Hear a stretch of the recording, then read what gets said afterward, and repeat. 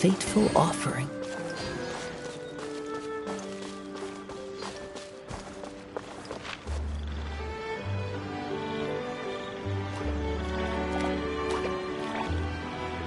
Oh, Stream! Your rhythm is off again! At this rate, it doesn't even matter if the tavern reopens. The band's not even going to get any gigs! I'm sorry.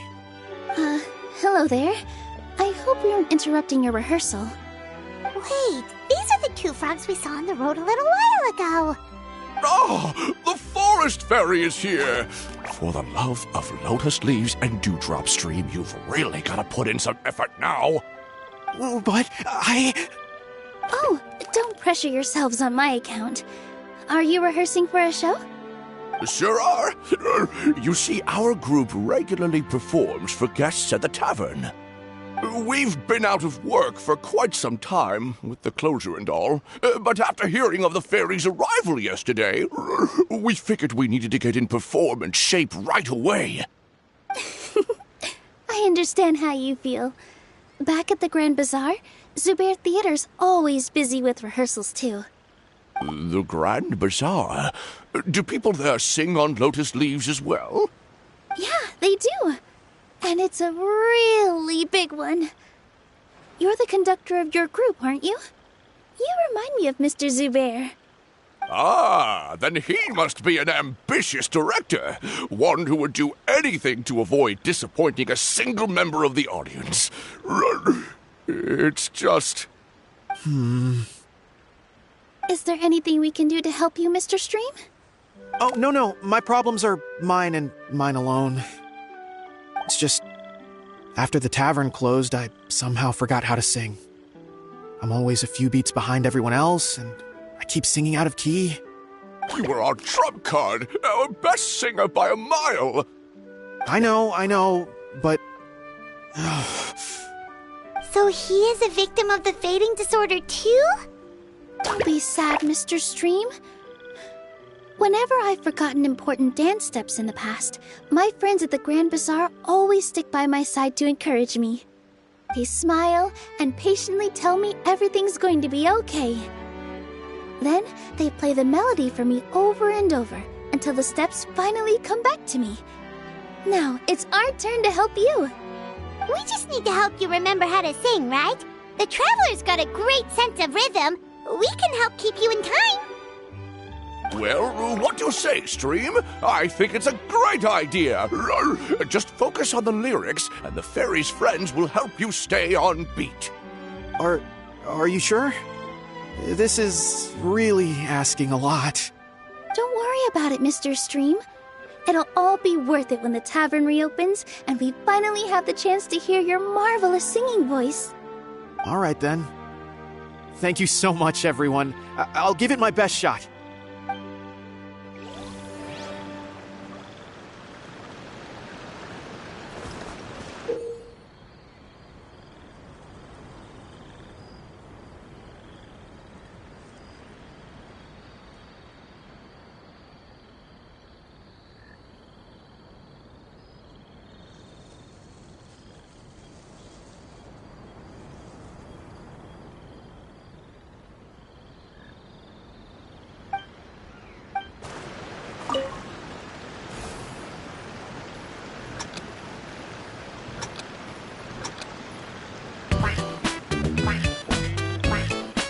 Excellent!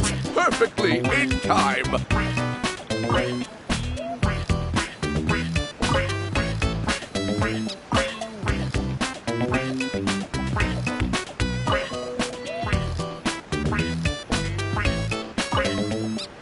Oh, no good! Your rhythm is off again!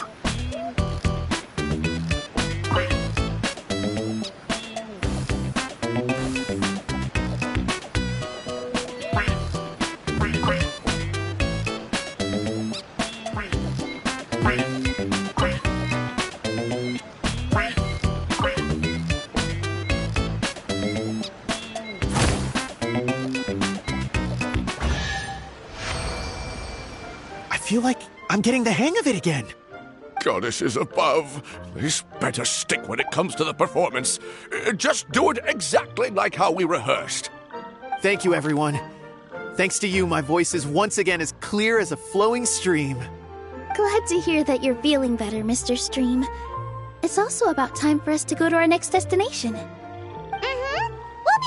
forward to your performance at the tavern. Traveler, Paimon, we should make our way to the next location. Brings a smile to my face.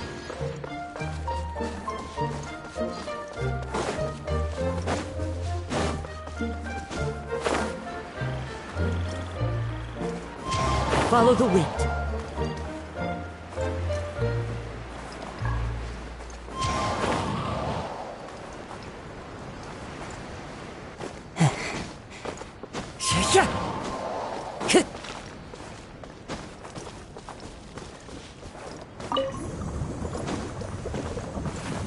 Something doesn't seem quite right. The tonic is stuck.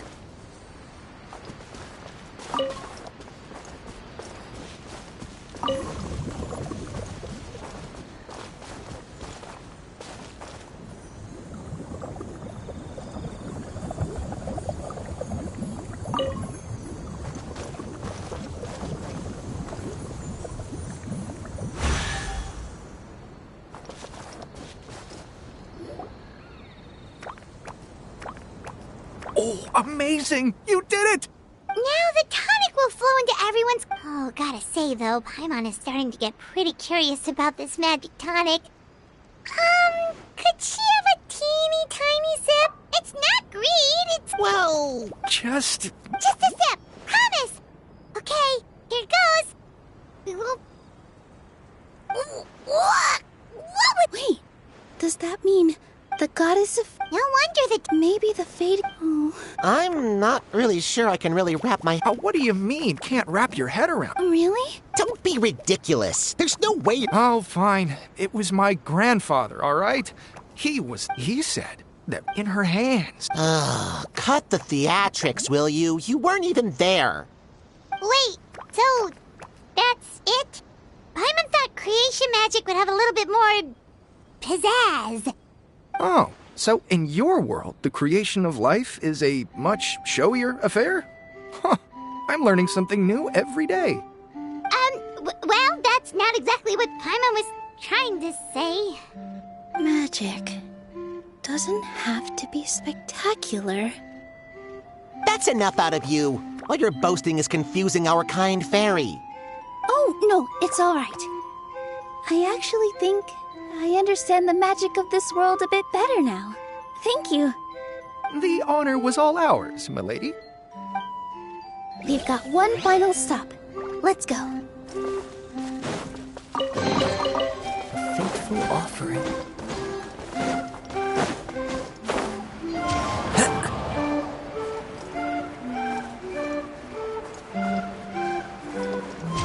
Follow the wind.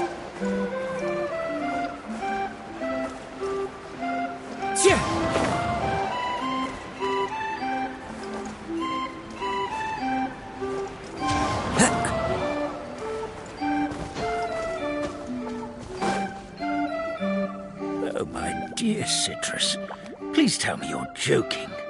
We can't have you out of commission with the tavern about to reopen. I'm sorry, Grandpa Almond. It's the truth.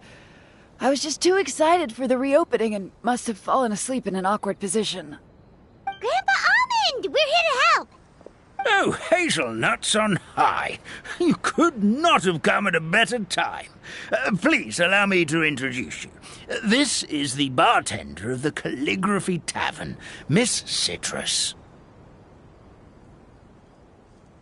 Miss Citrus is supposed to add all kinds of delicious fruits to the magic tonic. Her additions are what turn it into the finest brew in the land.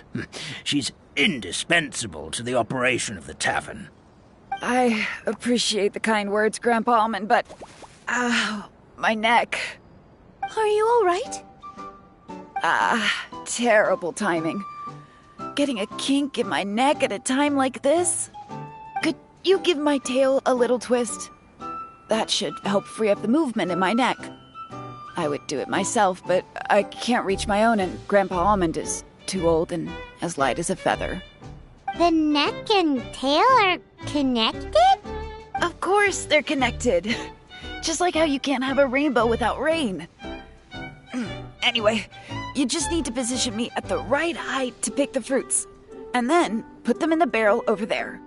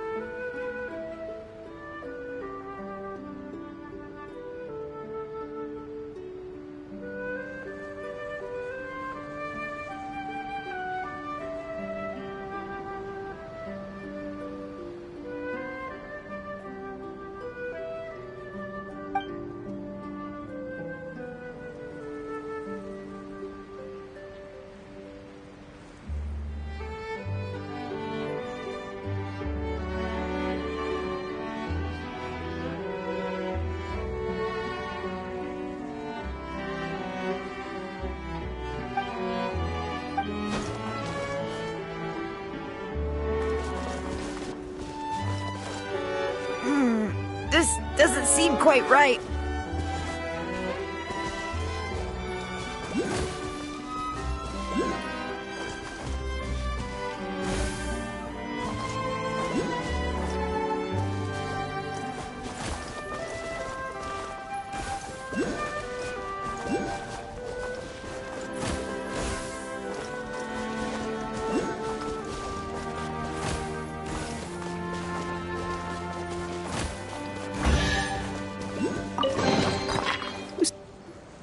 Perfect. My neck feels much better. So there really is some kind of connection between your neck and tail. Thank you so much, everyone. I can rest easy now, knowing the drinks at the tavern will be just as wonderful as before. That's another problem solved!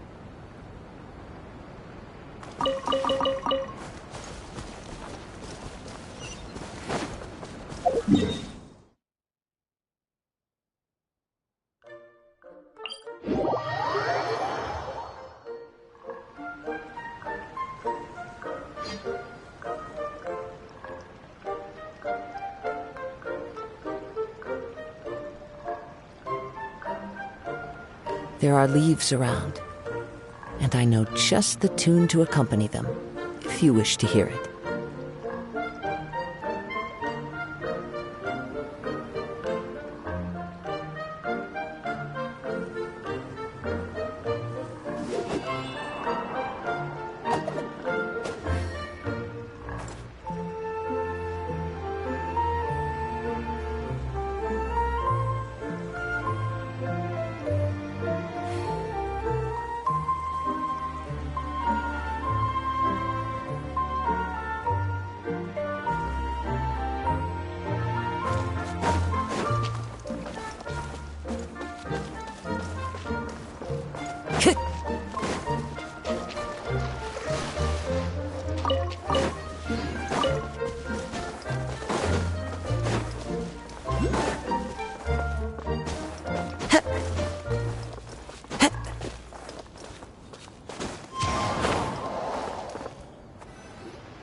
Well, since we've taken care of most of the tasks, all we need to do now is reopen the tavern.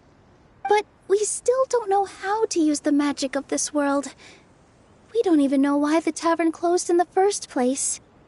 Oh, what about the method that one hamster mentioned? You should try it, Nilu. You mean the creation magic his grandfather saw outside the Hut of Blessings? I wonder. How exactly did the goddess of creation give them life? Maybe you don't need to understand it. Just give it a try. Everyone here calls you the Forest Fairy. Maybe you have the magic powers already and you just don't know it. In other words, this forest is a stage. And all I need to do is step out into the spotlight? Sounds just like a fairy tale. Well, we are surrounded by talking origami animals and magic potions after all. Almost seems like anything's possible in this place. You're right, Paimon. We won't know anything unless we try. In that case, let's see.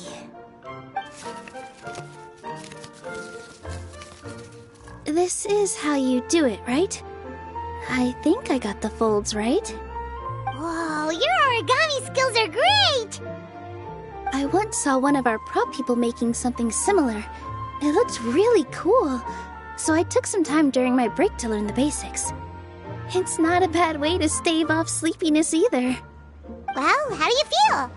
Sense any, magical powers flowing through you? No. No?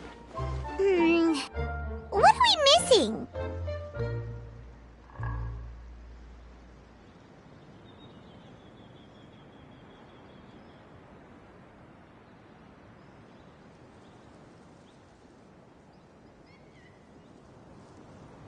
Magic words?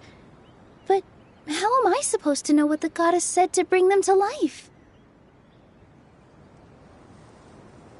Oh, good point! You're the Forest Fairy, Nilu! What do you want to say to the new resident of your domain?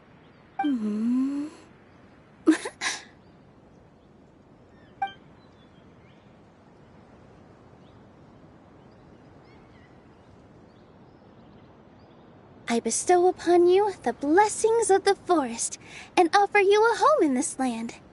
Your name shall be Harisara. May you bloom in this world as beautifully as the flower I love. My name is Parisara. It worked! It actually worked! Well, peel my shell and call me a nut. I'd never imagined I'd witness such a miracle at my age. It's just like what the stories said about the goddess of creation. Shell? Miracle? Nice to meet you, Parisara. I'm Nilu, the fairy of this forest. From this day forward, this place is now your home. Hello, Fairy Nilu. I hope you'll grow up happily in this forest. Grow up. Oh, you can leave the little one with old Almond for now. This sure brings back memories. It's been such a long time since we last held a welcome ceremony. Here, Padisara. Come to Grandpa Almond. Well, now that Nilu has mastered the goddess's magic, we should be able to reopen the tavern, right? Grandpa Almond, could you send a few people to check the underground space beneath the tavern? Oh, of course. May I ask why? The moment I used magic, I sensed something strange down there. I have a feeling it's connected to why the tavern had to close down. Of course, we'll look into it right away. Make sure you listen to Grandpa Almond, Padisara. Don't go running off on your own. Padisara, listen. Running! Hey, come back here, you! Wait!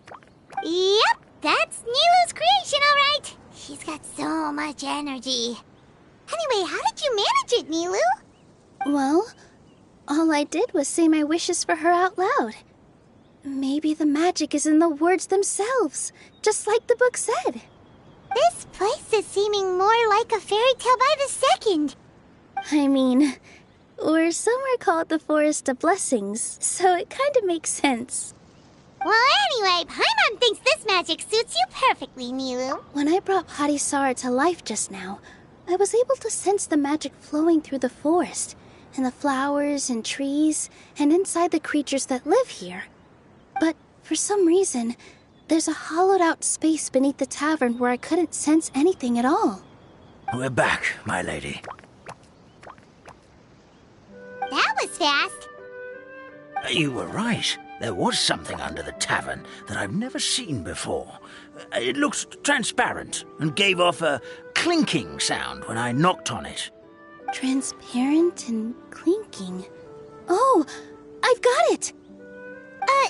Already? You've got to use fairy tale logic, Paimon. That's right. An empty ink bottle, to be exact. Still remember the taste of the magic tonic you took a sip of, Paimon? Yeah, it was ink. Oh, Paimon gets it now! Traveler, Paimon, will you come gather some ingredients with me? I learned what we need to make the magic tonic back in the Hut of Blessings. Sure thing! What do we need to get?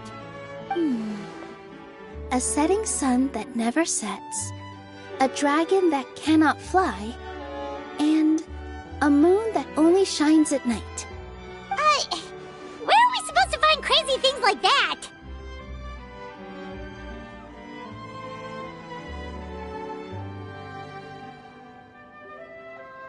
What? How did you get that so fast?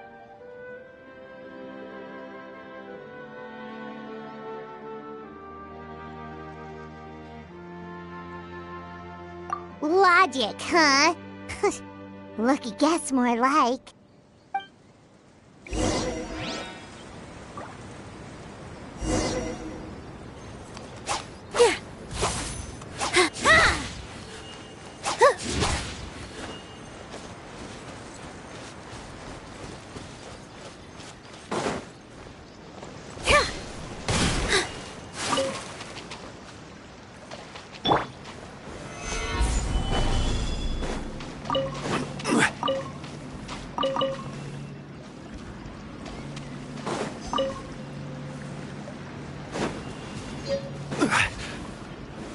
Gather! Into the wind. Fallen leaves, adorn my night. Born of ice and frost.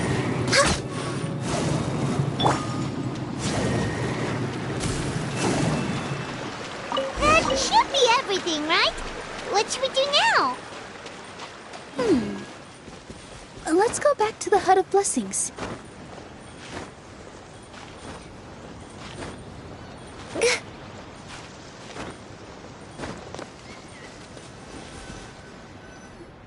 Give me just a second. I'm gonna go fetch an ink bottle from the other room. Paimon doesn't get it. All the ingredients are super tasty, but somehow the final product turns into ink. Well, anyway, Paimon's not going anywhere this stuff this time. Not even if you bribed her. Sorry to keep you waiting. Let's see. According to the book, first you do this, then this, and then... It's done!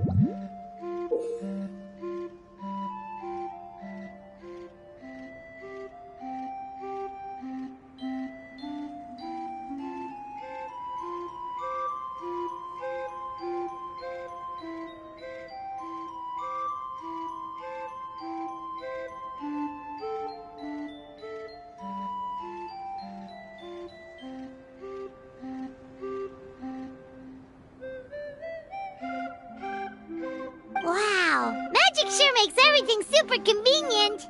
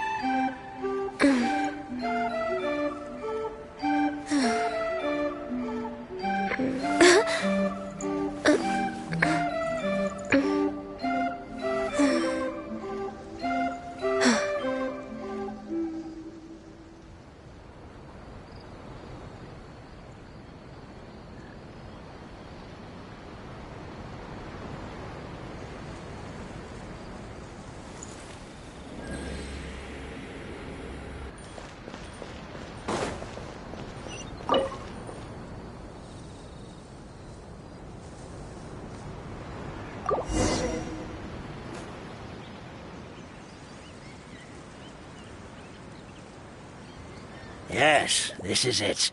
This is exactly the magic tonic we need. Grandpa Almond, could you take the concoction to the room underneath the tavern and place it next to the transparent bottle you found? I'll handle the rest. Of course. As you command, so it shall be done. I still get nervous at times like this. It's just like when you step on...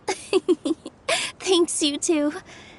I can't tell you how great it is to have you by my side.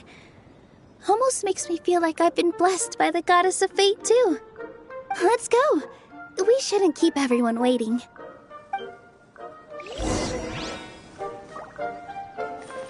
We're way behind schedule.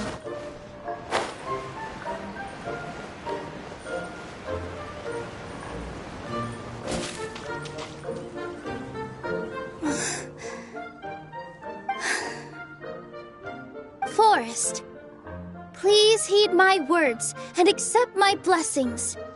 May your spring of wondrous magic never run dry. And may all who call you their home lead happy, fulfilling lives.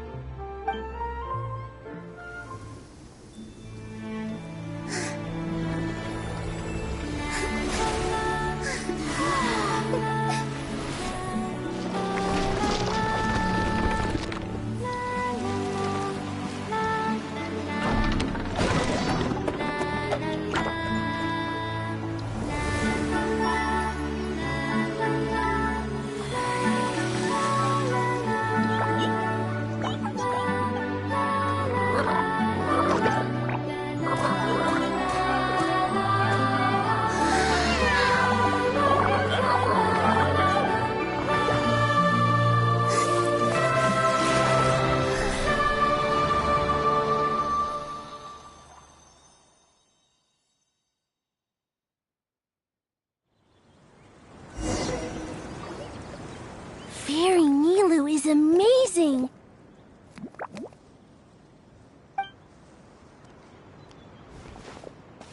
Wow, it's so pretty! What a beautiful tavern! It matches the scenery of the forest perfectly. I was so surprised when it suddenly opened up like that. Just like a pop-up book.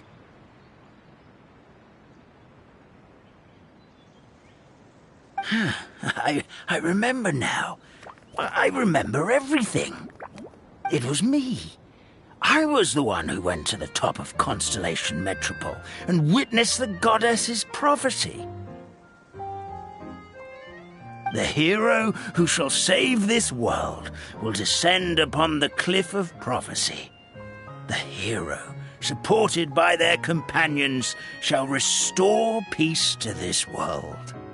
So the prophecy really did have all the answers. You just forgot the first half. That's why I was waiting near the cliff of prophecy. Wonderful. Simply wonderful. There's still some hope left for old Armand after all. Is the Cliff of Prophecy that place with the huge mural? 'Cause that is where we woke up, but we don't remember anything about how we got there. Also, we didn't get a change of clothes like Nilu. Are we definitely the heroes? If not you, then who else? You've already helped the fairy revitalize our forest. To us, that makes you heroes, prophesized or not. All right. Either way, we're going to keep adventuring, even if it's just to figure out how we can get back to our world.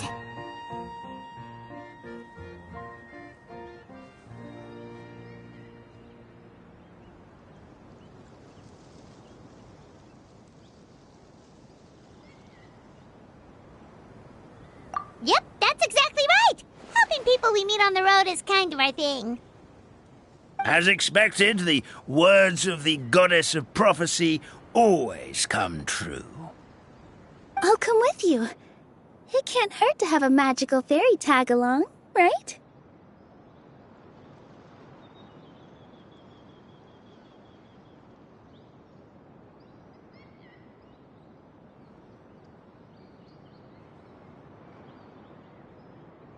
Heroes and fairies, dragons and new adventures.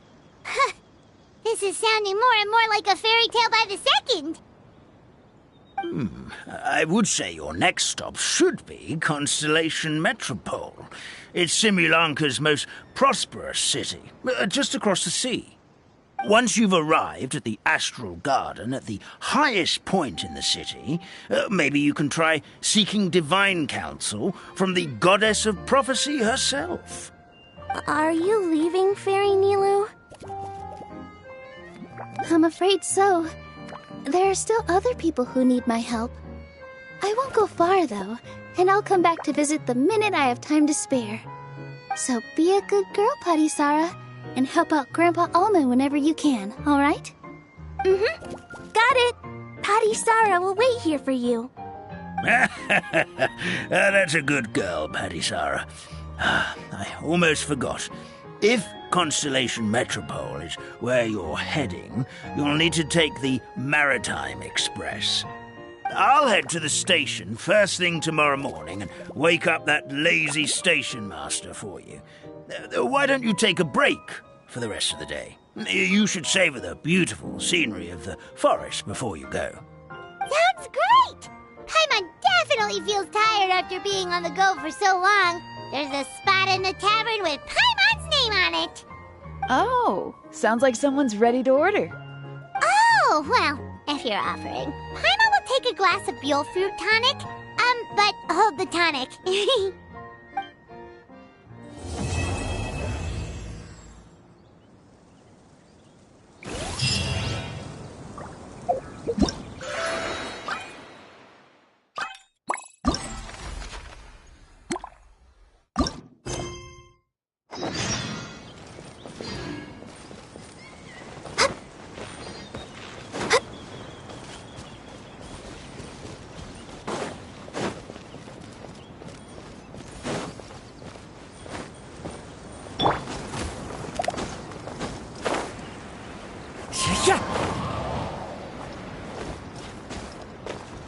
Follow the wind.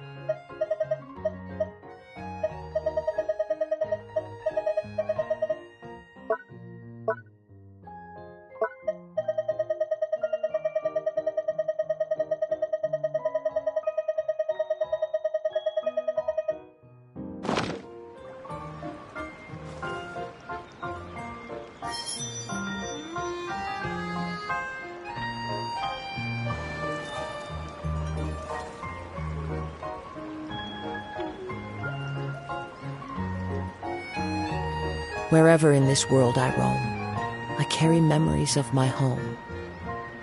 This blade, it is the last link I have to the land of my birth.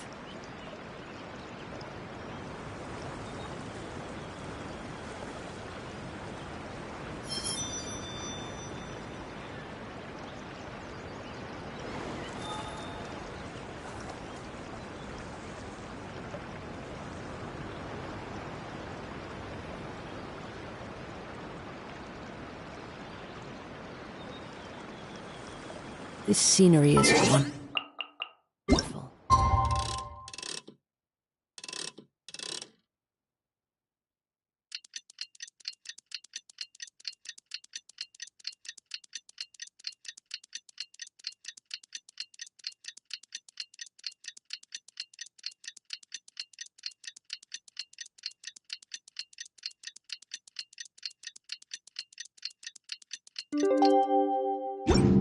Surely enough to convince anyone. Morning. Guess everything that happened yesterday wasn't just a dream then.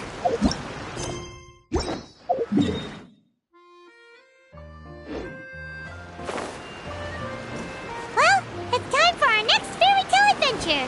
We should head to the station Grandpa Almond told us about.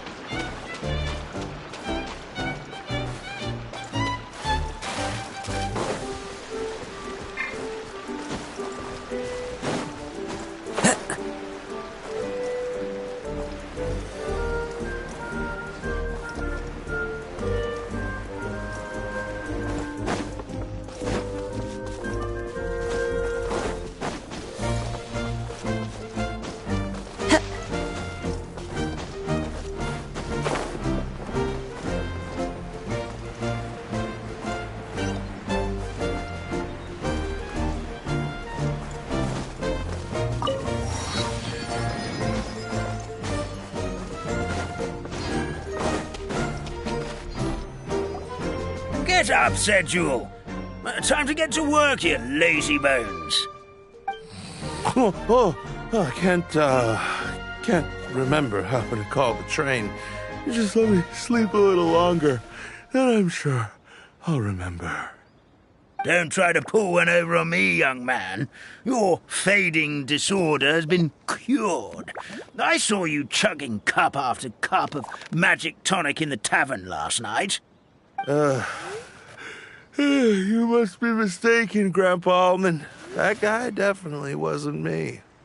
Oh, you remember my name now, do you? Then it seems like you're all better. You had no idea who I was when you were fading. Now, enough of your nonsense. Get up. The fairy and her friends are going to be here any second. All right, I'm up. The Maritime Express should be here soon. That's more like it. Lie there any longer and you'll start gathering dust. Is everything okay? The hero, her pixie companion, and the forest fairy. I didn't know you were already here.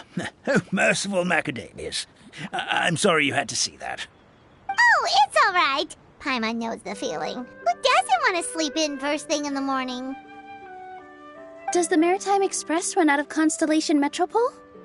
Yes, each train needs a conductor to operate, and the conductors are always from the capital. The more difficult maneuvers are a little too complicated when you're made of paper. Oh, so you mean the people of Constellation Metropole aren't origami animals like you? Well, the city welcomes visitors from all over the world, so you're bound to run into some forest dwellers there. But yes, generally speaking, the residents of Constellation Metropole look quite different from us. You'll see for yourself soon enough. Here comes the train.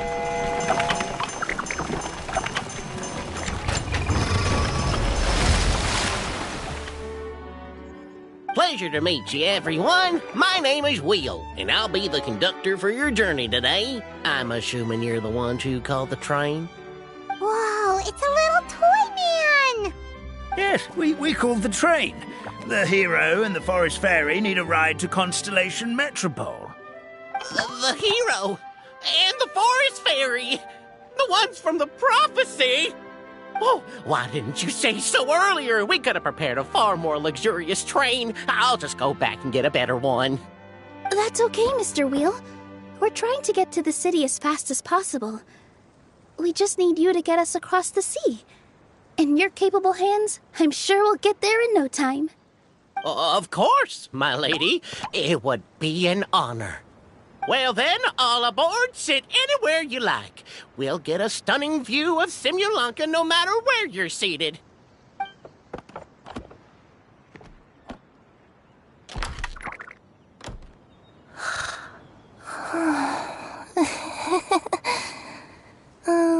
Breakfast.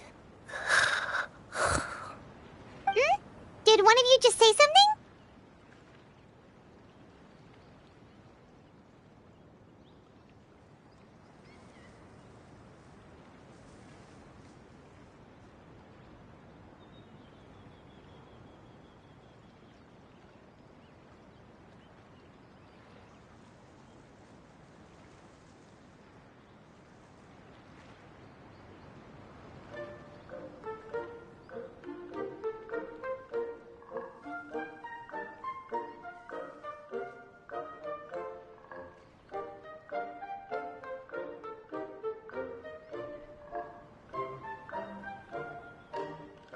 Wasn't me either. Breakfast. Oh, come back. Sounds like the voice is coming from inside the train.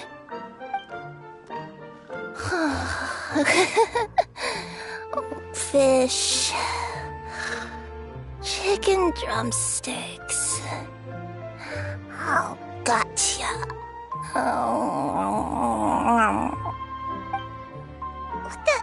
What's Kirara doing here?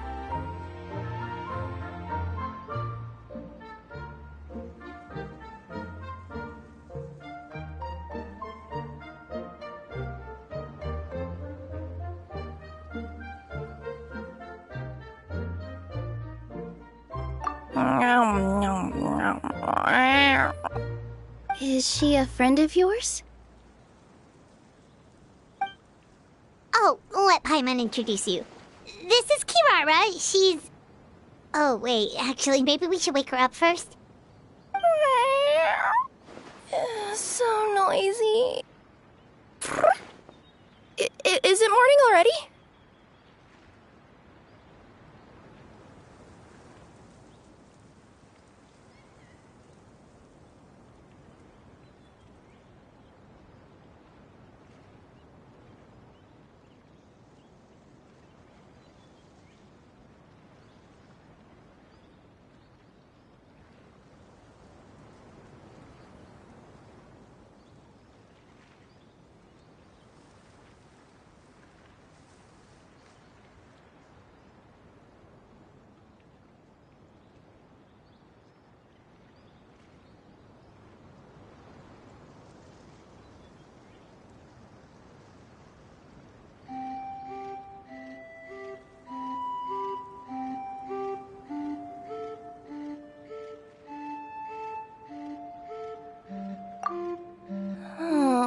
Morning.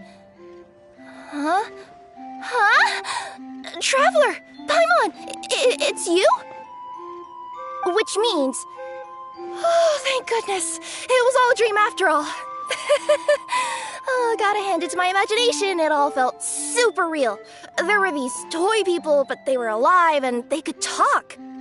Ahem. Madam, sleeping overnight in the train car is prohibited.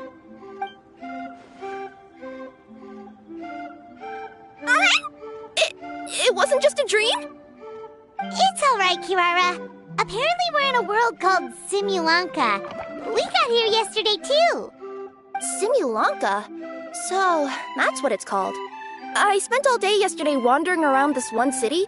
The toy people called it Constellation Metropole. I was trying to find a way to get back home. I was seriously starting to think I'd gotten on the bad side of some great yokai and gotten swallowed whole. Ah, I take it you're Inazuman then, Miss Kirara? She sure is.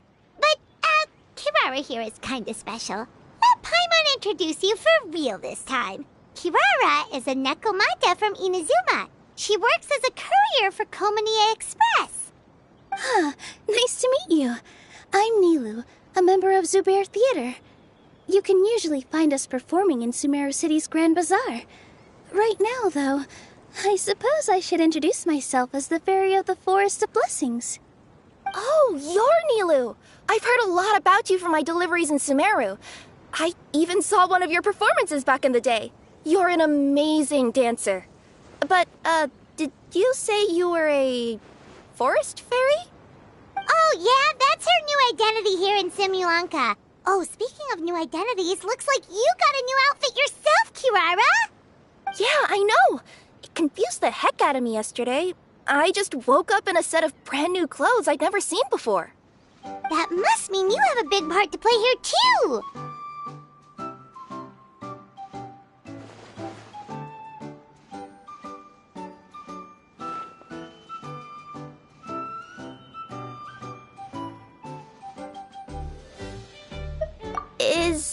Is that a thing?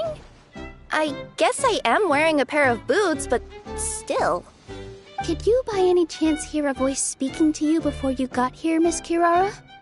A voice... Oh, yeah, I did hear something, but I was so freaked out my tails got all tangled, so I, didn't catch much of what was said. Sorry for the interruption. But this, Nekomata friend of yours, she doesn't eat hamsters, does she?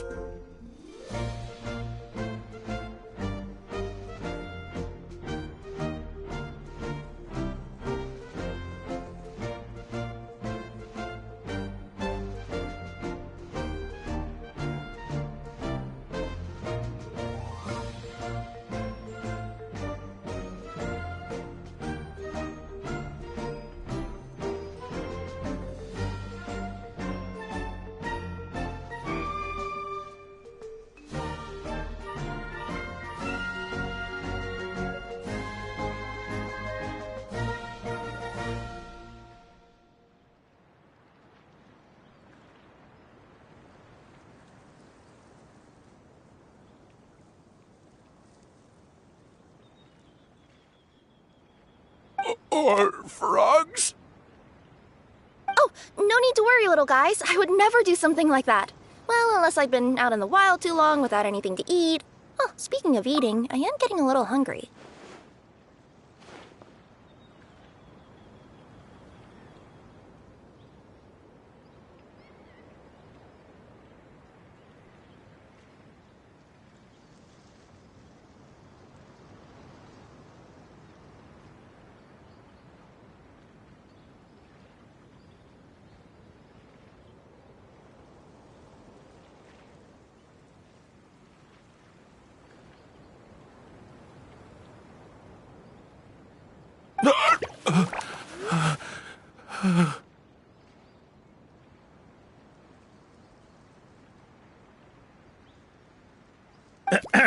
Where are your manners, everyone? This young lady is a trusted friend of our esteemed hero. Now, I know a fear of felines is etched into us with ink, but I'm certain Miss Nekomata in boots here means us no harm. It sure looks like you're keeping your distance, though, Grandpa Almond. You will have nothing to fear, I promise. I met some origami animals in Constellation Metropole yesterday, and I even made sure to retract my claws so I didn't hurt them by accident. Plus, you all look just about as tasty as the cardboard boxes I deliver. Not that I'd try to eat you even if you did look tasty. Promise. Please excuse us, Mom. It's just an unconscious reaction. Dear passengers, it's almost time for us to depart. Oh, yeah, that. Whoops. This turned into a pretty long conversation, didn't it? All right, let's get on the train. You coming with us, Kirara? Mm-hmm. I'll ride with you to the next stop. There's a place near the Metropole that caught my eye yesterday, so I want to go explore it today. Then all that remains for me to say is, on behalf of the Forest of Blessings, thank you once again for all you've done for us. May the Goddess of Fate be with you and bless your journey, Madam Fairy, Miss Necomata in boots, and our brave heroes. Please do visit us in the Forest of Blessings again, once peace has returned to this land. We will. We'll definitely meet again. Take care, Grandpa Almond.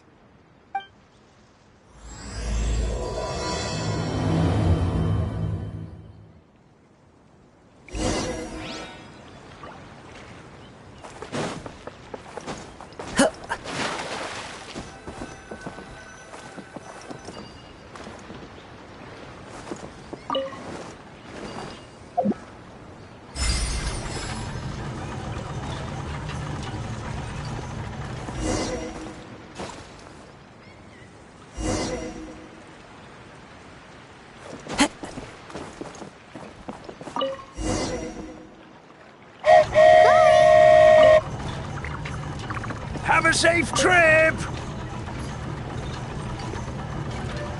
Wow, a train ride over the sea? What an incredible view!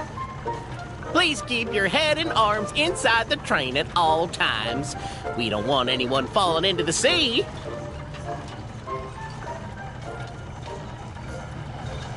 There's a train coming the other way, too! Hey! Now that the fading disorder is cured, I'm sure the forest will be a lively place again in no time. I gotta go explore that forest at some point. It looked so pretty from the train. I just hope they, won't be too scared of me. We'll be arriving at our destination shortly. Please prepare to disembark.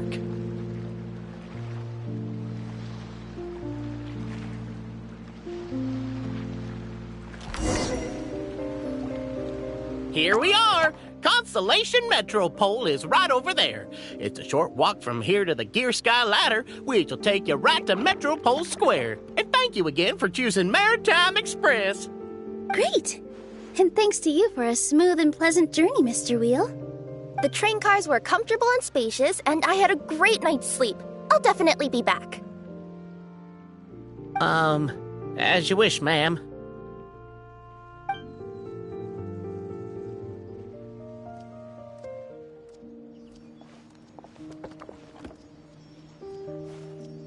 Where should we go next? Is that place you wanted to check out nearby? Mm-hmm. I took a walk around yesterday, and it felt like there was something weird about it. So, I think I'll indulge my curiosity and go investigate. Want us to come with you? It's okay. You guys go ahead and visit the Metropole for now. Hopefully, that's where you'll be able to find out some more about this world. I pretty much explored the whole place from the rooftops yesterday, but for some reason, this is the place that caught my attention. You know what I mean, right? Like, when you get a stone stuck in your claw or something, it keeps nagging at you to dig it out, but you can't focus on anything else until you do. Don't worry, if you run into any trouble, I'll be there faster than you can say gold-level courier of the Comania Express. Okay, fair enough. We'll head to the Metropole then. Guess this is where we say bye for now. Mm-hmm. Don't worry about me. Let's not forget, I'm a yokai.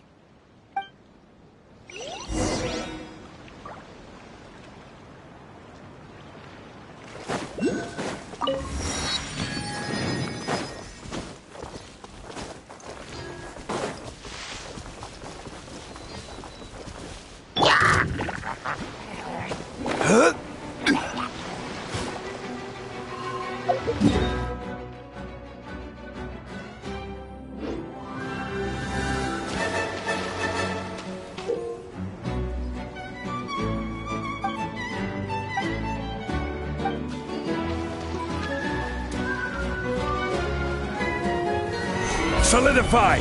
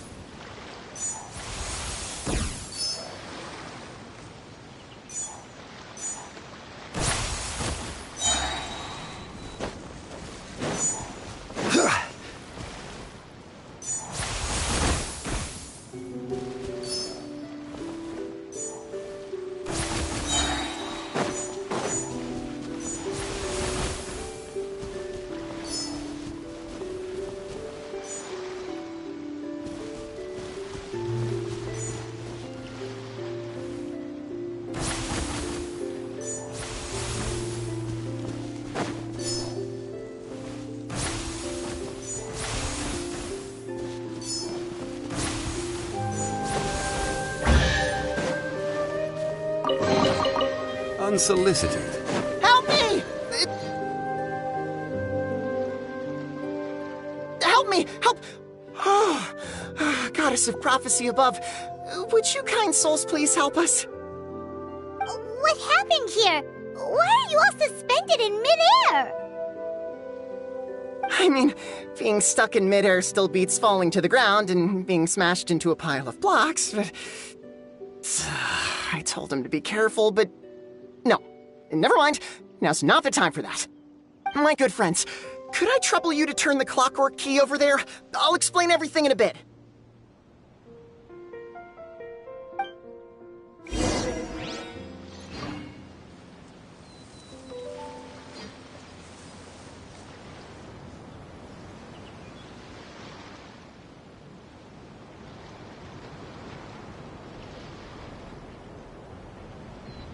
Osmanthus wine tastes the same as I remember. But where are those who share the memory?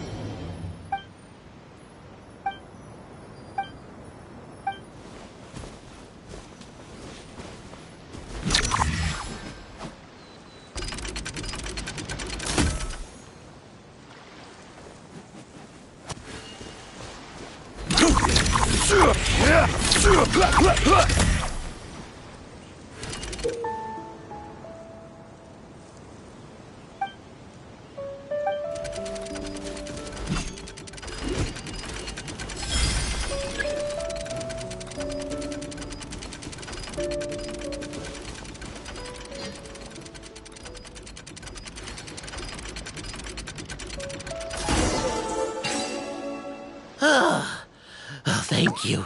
Oh, thank you. What happened there? It almost seemed like we turned back time. I take it this is your first time witnessing the power of the Goddess of Prophecy, then? If so, I can see why you might think that. Basically, this is a gift bestowed upon Constellation Metropole by the Goddess of Prophecy, who rules over the natural course of all things. It helps those who have deviated from their proper path to get back on track. Proper path? Do you mean everything that happens in the Metropole has been planned out since the very beginning? Why are you saying that as if it's a bad thing? You're not explaining it clearly. Here, allow me. Of course, all the residents of the Metropole have the freedom to live their own lives. For instance, whether I use olive oil or sesame oil in my morning skincare routine is entirely my choice. But whenever something disastrous is about to happen, like when I almost got turned into a pile of rubble just now, the goddess's magic will activate in the world around us. So, in other words, it's kind of protection magic? To keep people alive? You could say that. There are other situations in which it activates too, but that's basically correct. Well, in any case, we're glad no one's hurt. Are you heading to the Constellation Metropole? Yep. Do you know where we can find the Gear Sky Ladder? Oh, it's just that platform up ahead. The one with the key sticking out. That thing? Are you sure? Yep, that's the one. Pretty much everything in the Metropole runs on tracks and gears. The Goddess of Prophecy watches over it all. Which is to say, all the tracks are fixed. If a machine is set up to move forwards, it'll never move in reverse. This reminds Paimon a lot of Fontaine's clockwork toys. You mean, like those music boxes with dancing figures? I think I've seen one or two from the merchants in Sumeru. Yeah, exactly like that. Anyway, sounds like it's not gonna suddenly fall out of the sky, so Paimon's okay now. Should we get going?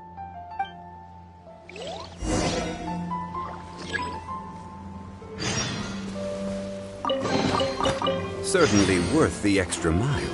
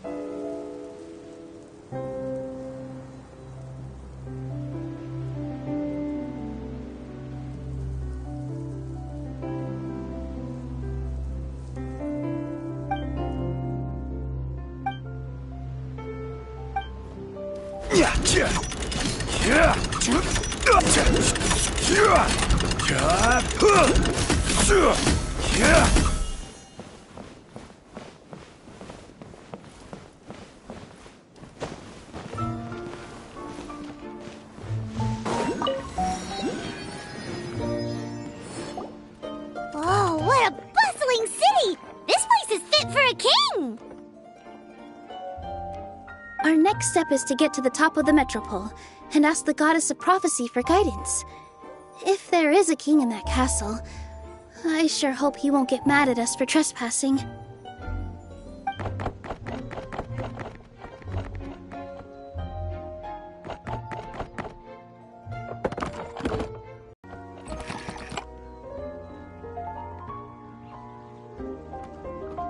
Make way for the king! Oh, darn, we jinxed it. Oh, no. Did he overhear us talking about us sneaking into his castle? Paimon hopes he's not mad. Silence! The one who shall soon stand before you is the ruler of Constellation Metropole, the one who descended after a meteor shower, and the protector of order and all the stars in the sky.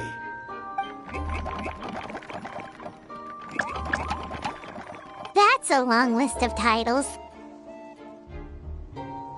I bid ye welcome, guests from afar. Long have I heard of your grand deeds, O fairy, who restored the lifeblood of the forest, O hero, who... huh? Navia! Hold your foul tongue! How dare you utter Her Majesty's name? Nice one, partner. Spectacular improvisation skills. I'd expect no less from you. All right. You can relax now.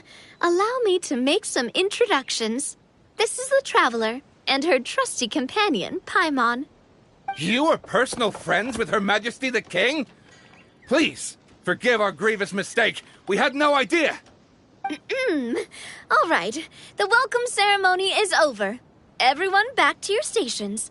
I will personally treat our guests to some royal hospitality. Yes, Your Majesty.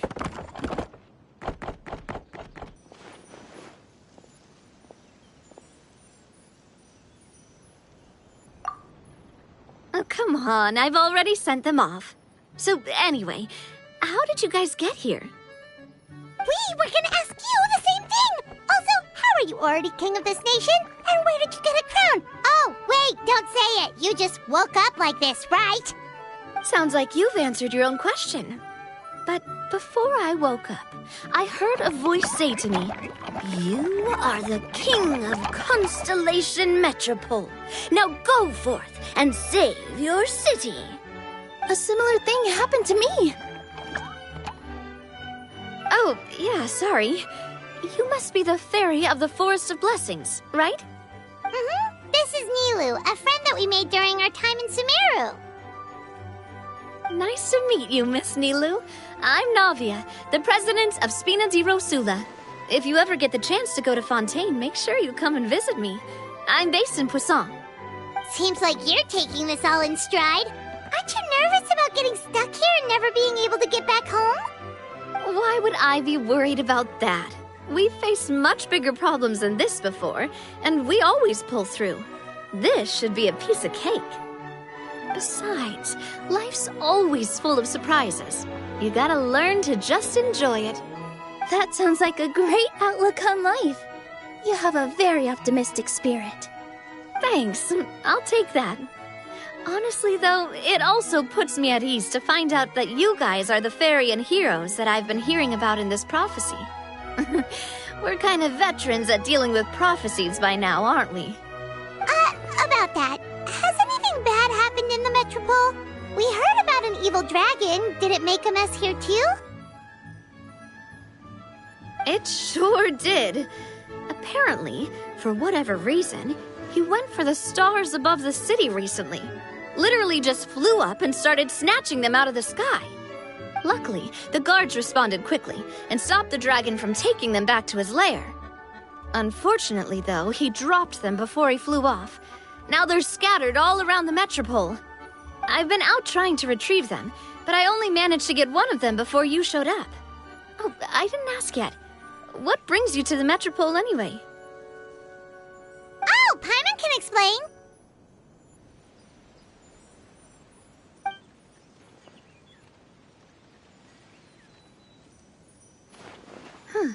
I see. So, you want to consult the Oracle of the Goddess of Prophecy. Do you know how we can do that, Miss Navia? Well, the goddess's statue is indeed at the top of the castle. I can take you up there.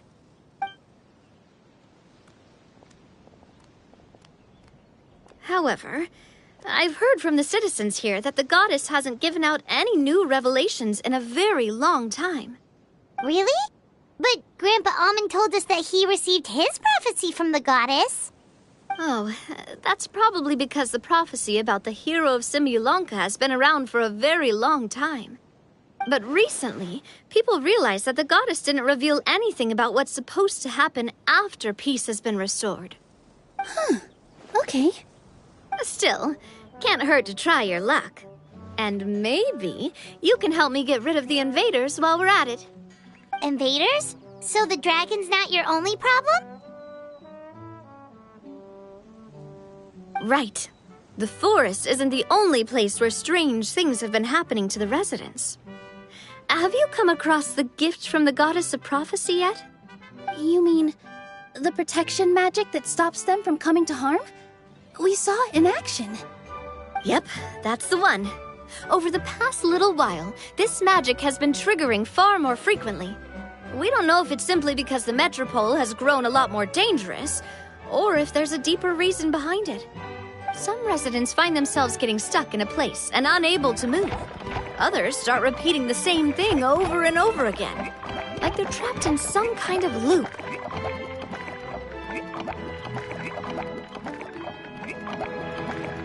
If we were to use clockwork toys as an analogy, could it be that the tracks have eroded or the gears have slid out of place? That's exactly right, Nilu. That's basically what's happening. Anyway, some of the monsters outside the city saw this as an opportunity to launch an invasion. But we didn't see a single monster on our way here. That's because I already took care of most of them over the past couple of days.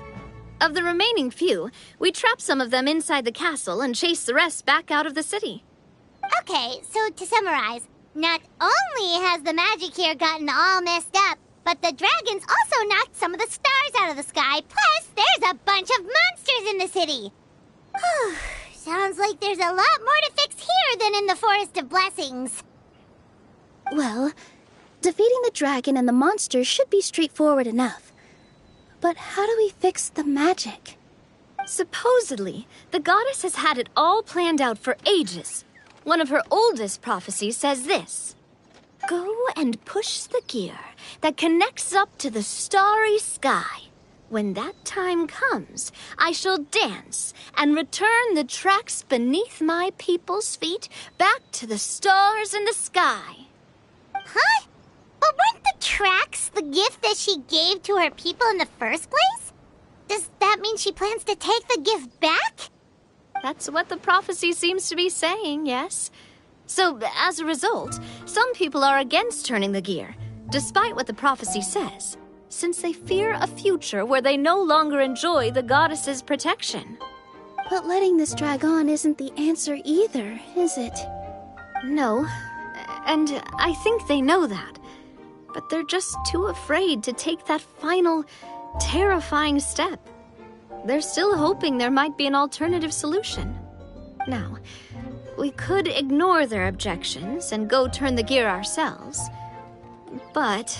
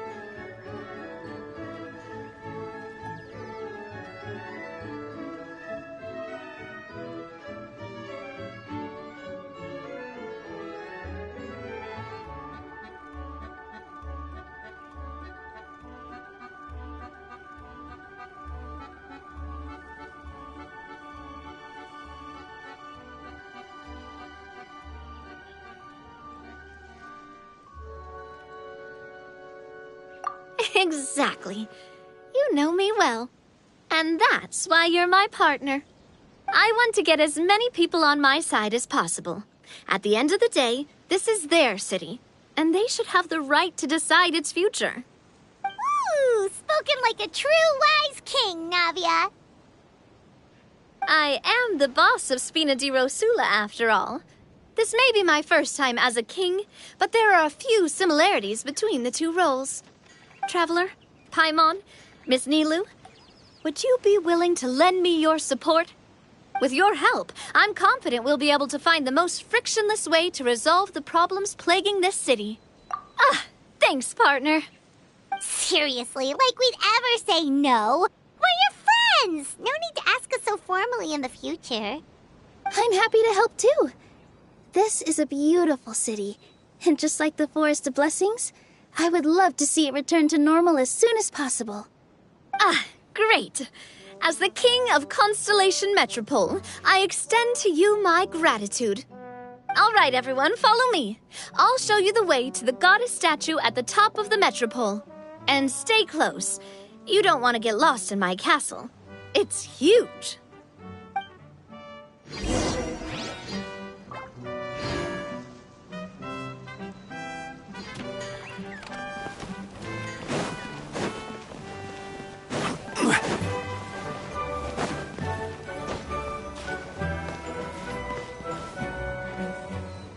Huh? What's this? Wait. This looks like the star I found earlier. I told the guards to place it near the goddess statue. Maybe they ran into some trouble up there. Guess we'd better hurry.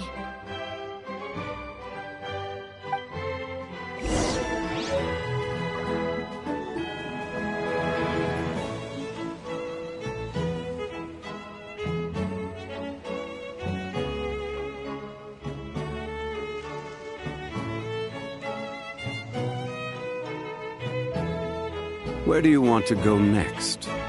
If you'd like to see Liyue's tourist spots, I have a few references.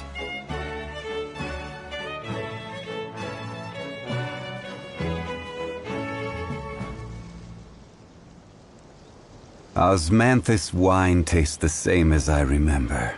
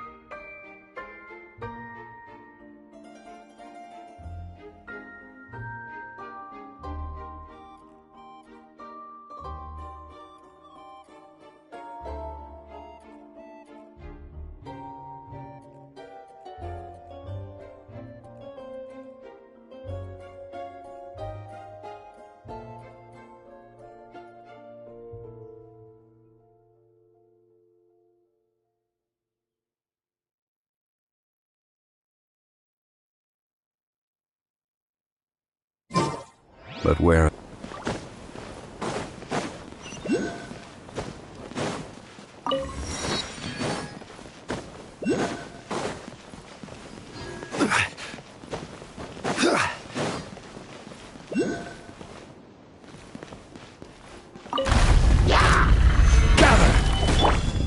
One with nature. A fateful offering.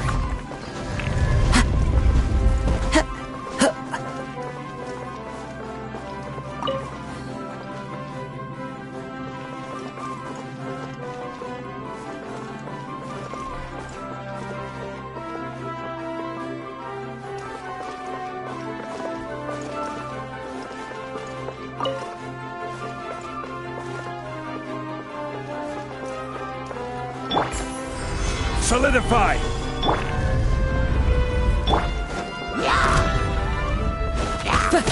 Time to go.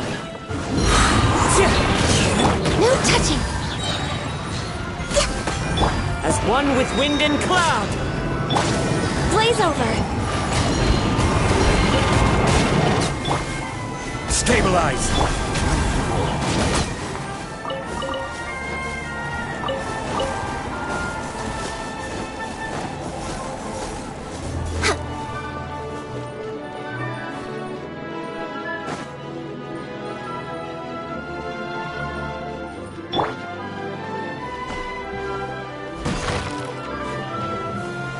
Gather! Whoa! Why is the star on top of a mechanism? Uh-oh! More monsters incoming! Stabilize! Order guide you!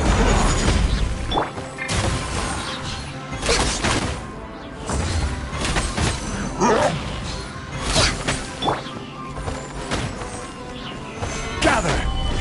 Born of ice and frost!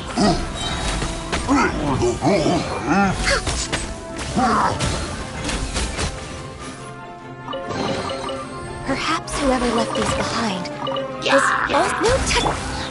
Stabilize! The wind knows me. We're way behind schedule.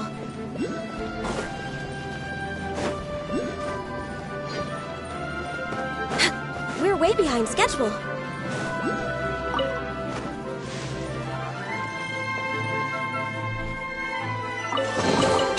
Beautiful treasures are a cause for great happiness. We're way behind schedule.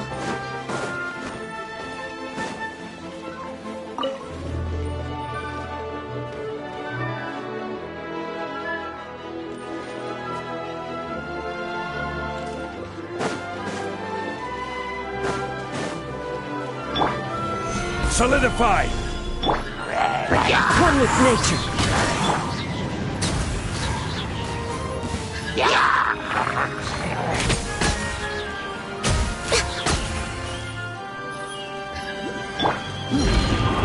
The wind knows me. Born of ice and frost.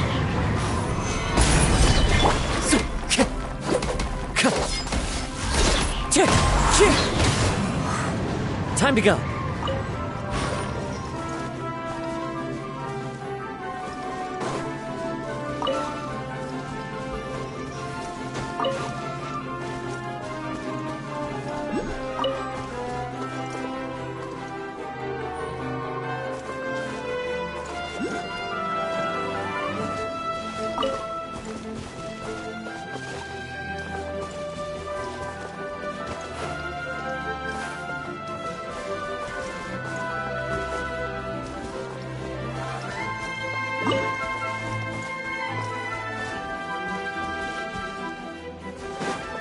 Another one in the bag! That sure was rough.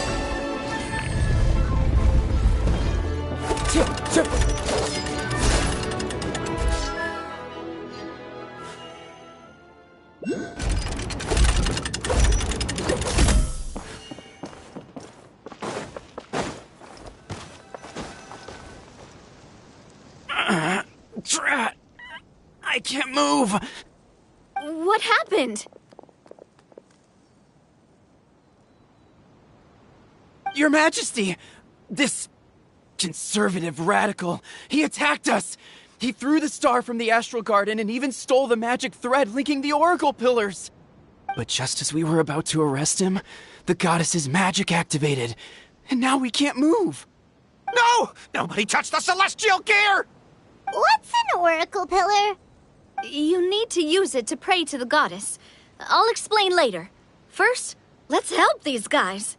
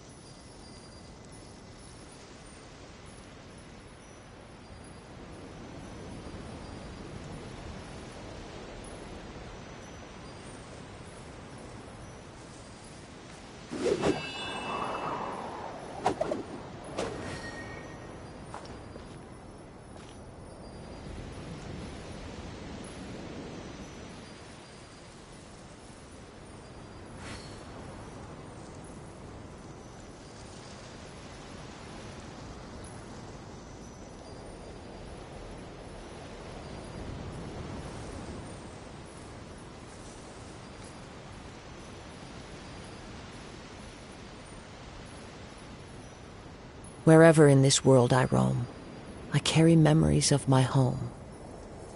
This blade, it is the last link I have to the land of my birth.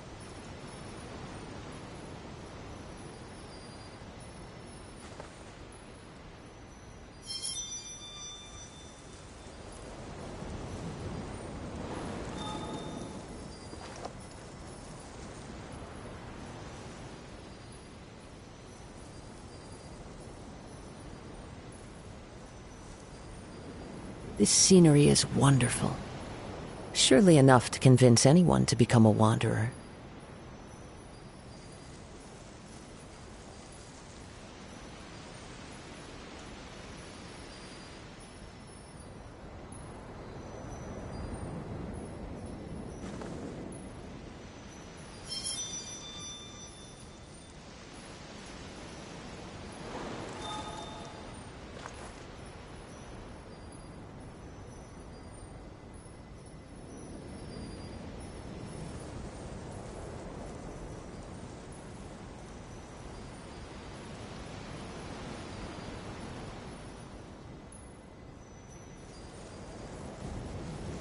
There are leaves around, and I know just the tune to accompany them, if you wish to hear it.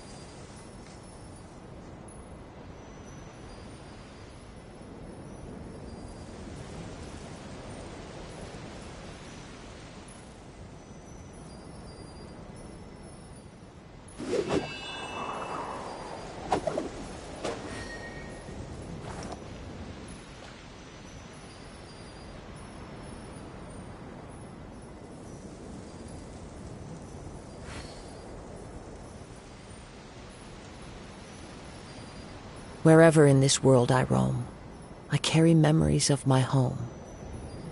This blade, it is the last link I have to the land of my birth.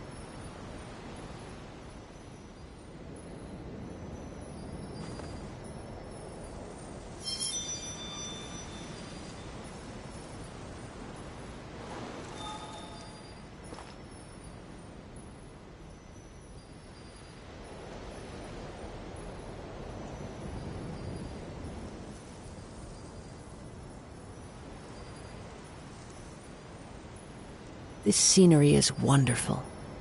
Surely enough to convince anyone to become a wanderer.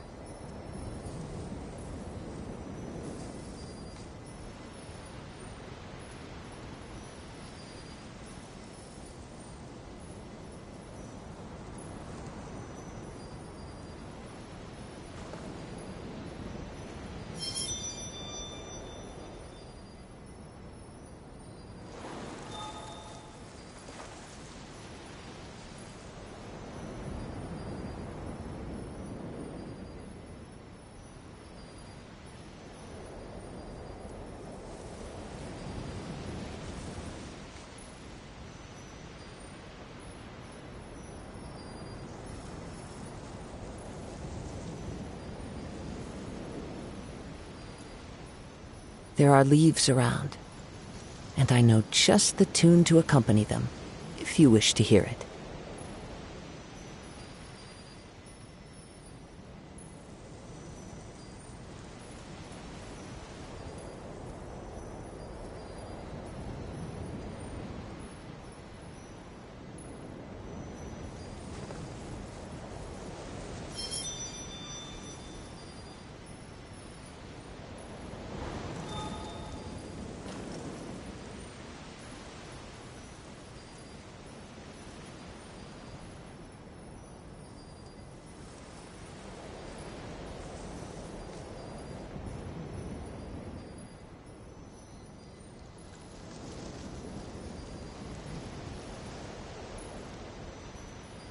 This scenery is wonderful.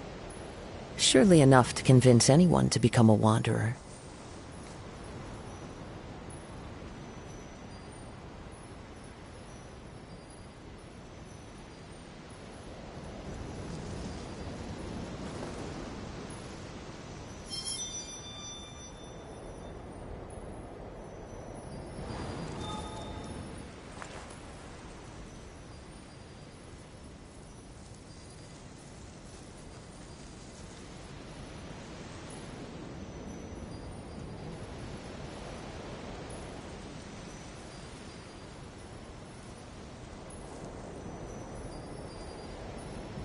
There are leaves around, and I know just the tune to accompany them, if you wish to hear it.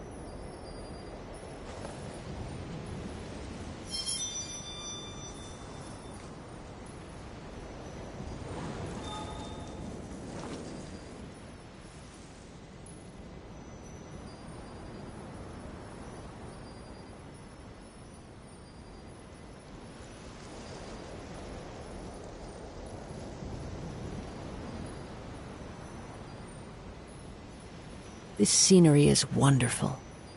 Surely enough to convince anyone to become a wanderer.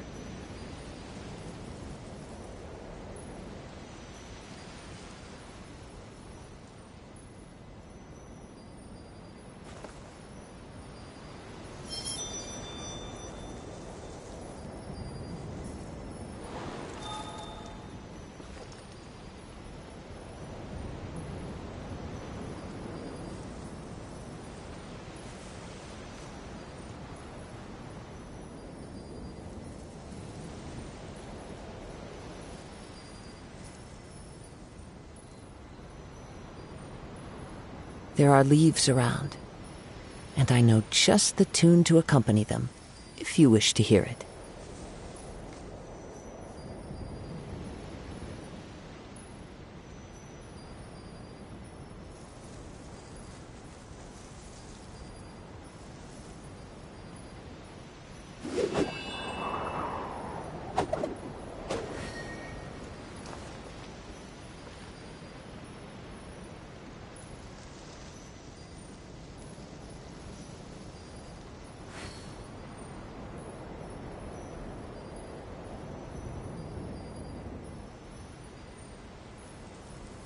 This scenery is wonderful. Surely enough to convince anyone to become a wanderer.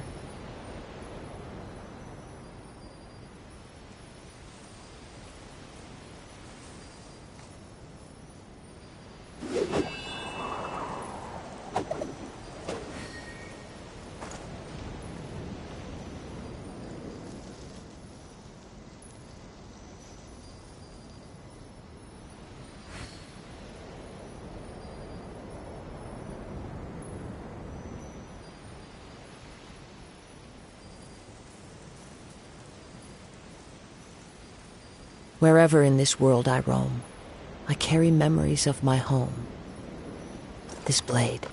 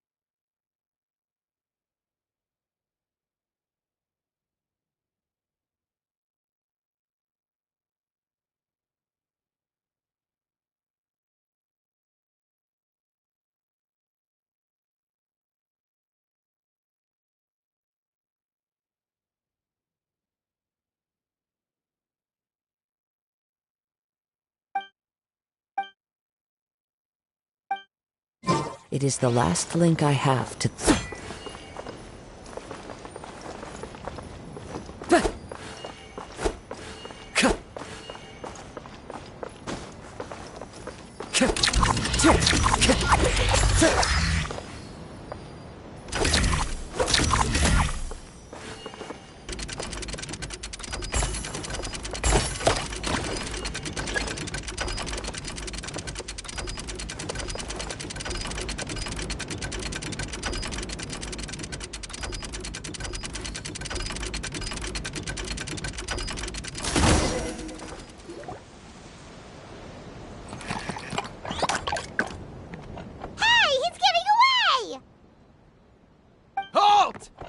It's okay. Let him go. But, Your Majesty! Even if we can... Understood, Your Majesty. Also, this is the magic thread he was holding from the oracle. Ah, please give that to the traveler. Yes, Your Majesty.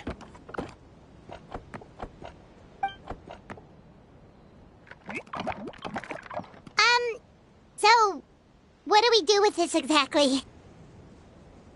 See those oracle pillars over there? Just use the magic thread to connect them together in a specific pattern, and the goddess of prophecy will answer your prayers. Oh! Sounds easy enough. Let's give it a try.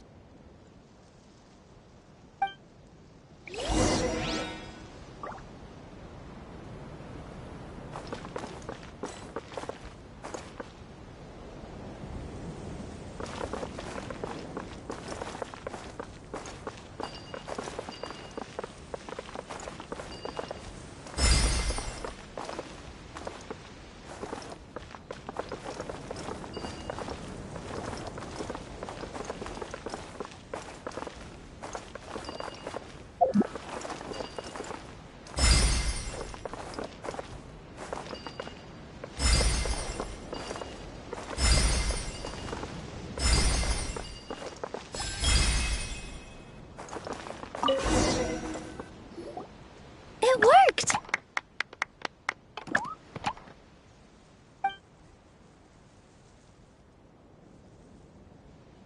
To which course of fate do you seek answers, my child of Simulanka?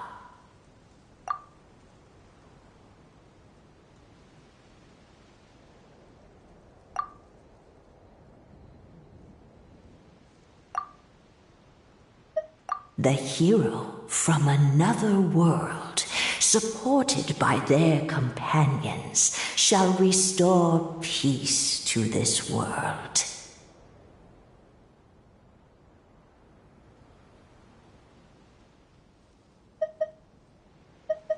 So, Miss Navia was right.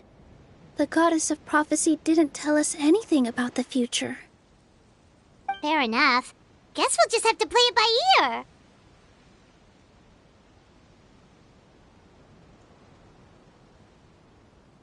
Then first, we have to restore the sky back to its original state by putting the stars back in their positions. But it looks like we haven't recovered all the lost stars yet. Well, at least we know what we're looking for now. We just need to keep going. That said, the metropole is huge. Where do we even start? Oh, that's the easy part. I already compiled a list of the lost stars' locations based on eyewitness reports from across the city. Here you go. They should all be marked. Would you mind going around and fetching them for me? I have a few other things to take care of. You got it. We'll be back in no time. Oh, awesome. In that case, meet me back here once you've found them all.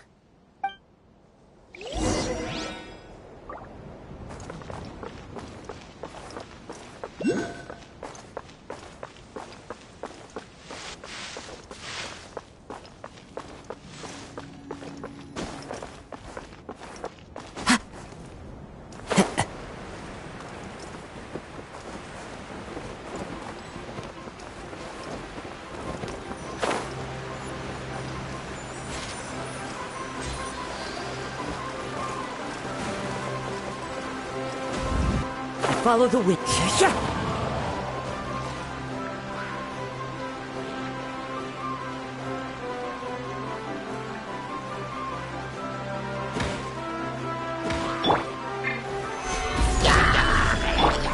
One with nature. Access denied.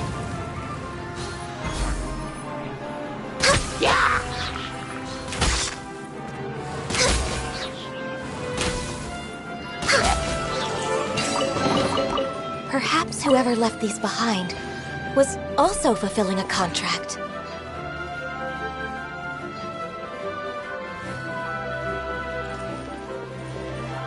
Feels like they really didn't want to give that to us.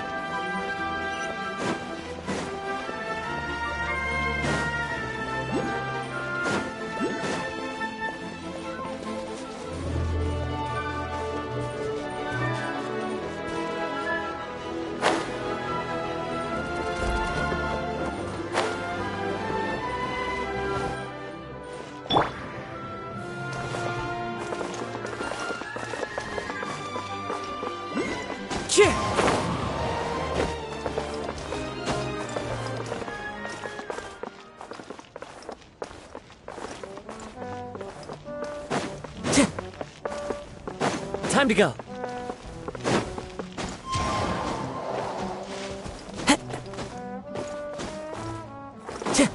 Time to go.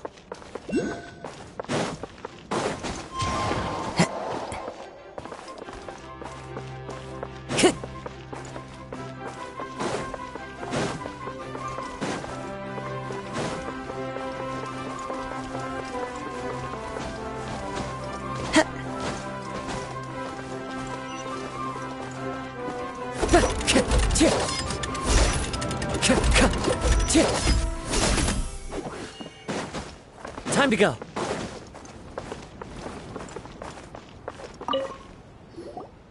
How are you doing? Found them all? Wow. You guys are efficient. Now let's go hang them up in the sky. In the sky? How do we get up there? Oh, I got us covered. We will, of course, be taking the Aerial Express. Is that a flying train? Hey, you already took a train that runs on water. Is a flying train really that much weirder? Well, at least the Maritime Express still runs on a track. Oh, come on, don't worry about it. This train has been blessed by the goddess of prophecy. Its whole purpose is to protect the Metropole's skies. It took me a lot of effort to find it, you know. I don't think anyone's used it in, like, 100 years. 100 years? Are you sure it's safe? Let's not forget that the goddess of prophecy's magic has been going haywire recently. Well, it's not like we have any other options. Unless you want to do the honors, Paimon. Fancy flying up there on your own? No, thank you. It's way too high up. Oh, wait, Nilu. You've got a feel for how magic works here. Can you do your thing and sense if this train is a real deal? I can try. Yes, I can sense traces of magic, but it's different. So, I don't know. Okay, fine. Guess there's only one way to find out. That's the spirit. I'll come with you. Miss Nilu, will you be joining us? I think I'll stay behind. That way, if something does go wrong, you'll have someone on the ground to get you some help. That makes sense. If the train does break down, you can make us a giant origami crane to come bail us out. Or if a crane's too difficult, a finch could work.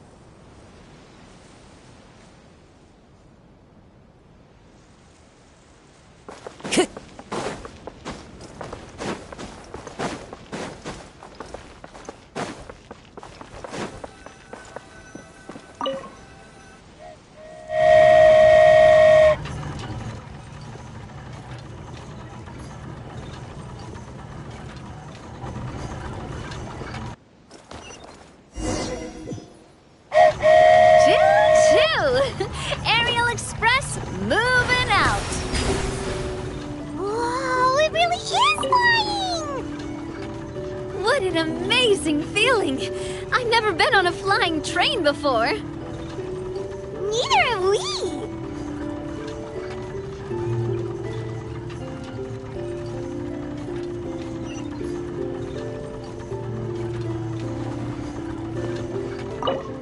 That should do it. On to the next location.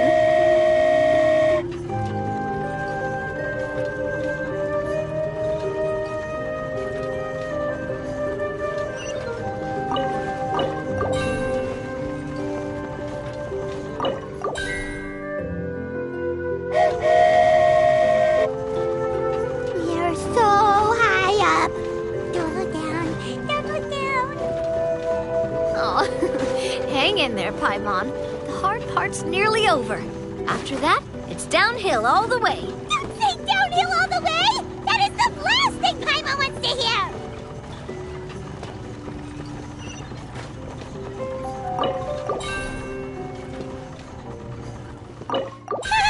We're finally done! Okay, let's get back down while this train is still working!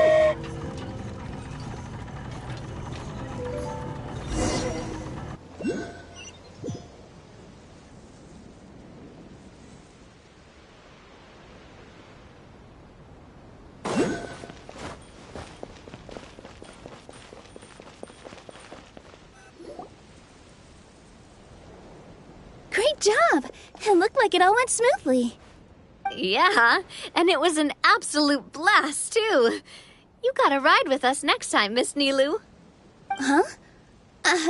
I'm okay. Thanks for... Halt! What do you think you're doing? Get out of my way! What's going on? Your Majesty, there! Let us through! Stay back! It's okay. Let them through.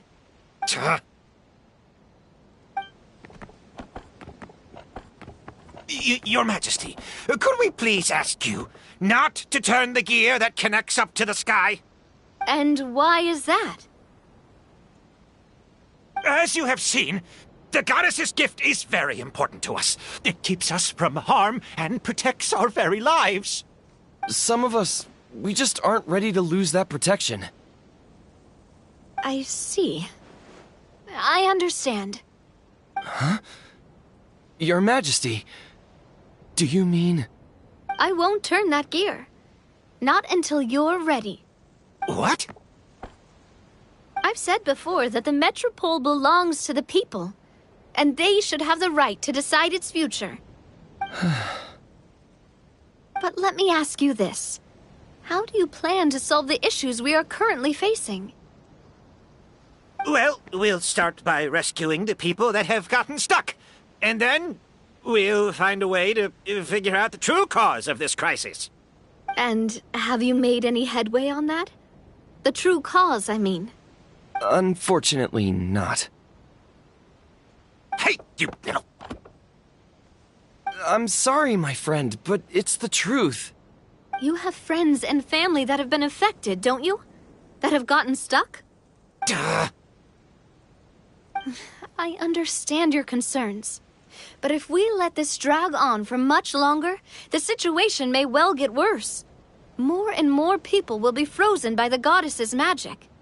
Yes, but if we turn that gear now, all the tracks in this city will disappear. I know this is a hard decision to make. But have you ever thought about why the goddess might have made things this way in the first place? Huh?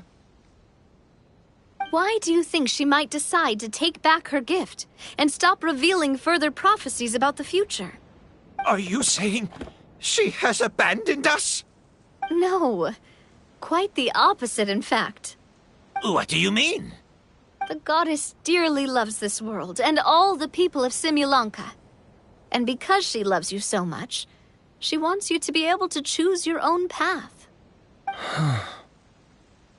Every parent hopes their child will have a happy and carefree life. But if they're overprotective, then all they'll manage to do is keep their child trapped. If a mother bird lets her baby ride on her wings for too long, her child will never learn how to fly. Perhaps the goddess of prophecy has always known that one day she'll have to let go. Children can only become independent if they're allowed to form their own opinions, make their own decisions, and deal with the consequences on their own. Only then will they be able to continue their journey alone, even after their parents are gone. But we've relied on the goddess's protection for so long. We don't know what it's like to go it alone. We don't know if we have what it takes. Are you kidding me? I think you've proven yourselves more than capable of that. What do you mean? You made a call in a time of crisis, and you've come all this way to talk to me. Even the guards couldn't stop you. That must have taken a lot of courage. But we only did it because we were scared. Why you set out on the journey doesn't matter. What matters is that you've proven you can choose your own path. My friend, I fear our king is right. It is time for us to face our fears. What? But we... We can't go on living like this. Living in fear. Look at what it's driven you to do. You threw away a star personally created by the goddess of prophecy herself. You once revered her more than any of us. And I think the king is right. She hasn't abandoned us. So, why don't we put our trust in her one more time? I don't care anymore. Do what you want. Aw, he laughed. I'm sorry about my friend. That's just how he is. Always had a terrible temper. Please accept my apology for his impudent behavior. Is it just me, or has he accepted the goddess's prophecy? I think so. Not that you'll ever hear him admit it out loud. Your Majesty, please turn the gear that connects up to the sky. So, you've made up your mind? About giving up the goddess's gift? Yes, I've made up my mind. But maybe losing the gift isn't what this is about anymore. Because we've gained something too. You have given us courage. Well said. I am proud of your decision. Now, gather around, everyone, and join me as we make the night sky of this wonderful city turn once more.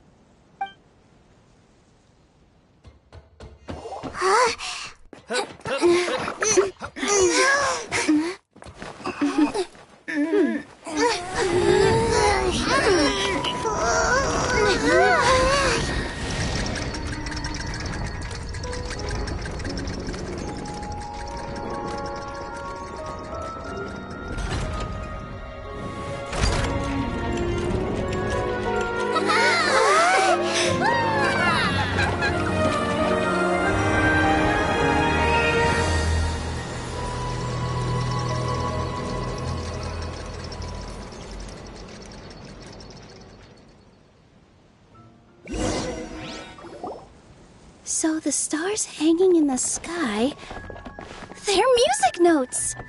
This entire metropole is a huge music box!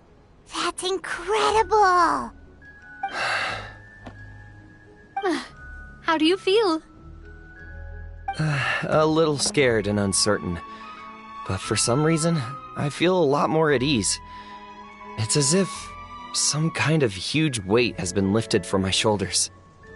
Figured out any next steps? To be honest, not really.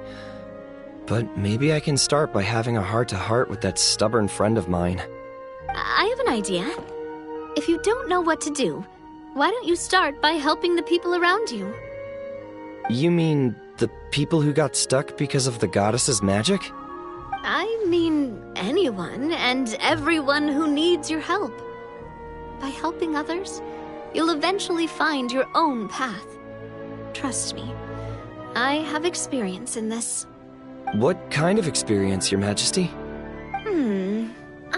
Yes. We'll need a formal organization with a catchy name before we go out and start helping people.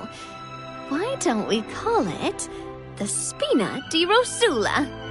Spina di Rosula? Ooh, or even the Spina di Rosula di Simulanka. Yeah, that's catchy. Wow, big expansion for the Spina. Moving into other worlds now. Spina di Rosula. I like it.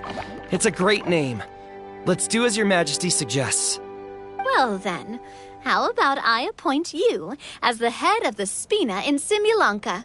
While I'm off fighting the dragon with the other heroes, it'll be your responsibility to work with the guards and take good care of the people in the metropole. What? You're planning on fighting the dragon? But no, Your Majesty, you must reconsider! He's right. Your Majesty, you can't. How are you two on the same side all of a sudden? Perhaps Your Majesty is unaware of this. The great dragon suddenly broke out from the Titanium mines one day and tore the end of the world to pieces. After that, it spat out a strange fog that surrounded a whole island. No one knows what lies beyond the fog, and no one knows what has become of that poor island. Before Your Majesty arrived, we dispatched many soldiers to fight the dragon, but none came back alive. Yikes. Sounds worse than we thought. Isn't that all the more reason for us to go? There could still be guards trapped there, waiting for someone to rescue them. King Navia is right. We cannot simply stand by and watch as the people of this world suffer. Very well. Though I have not served by your side for very long, Your Majesty.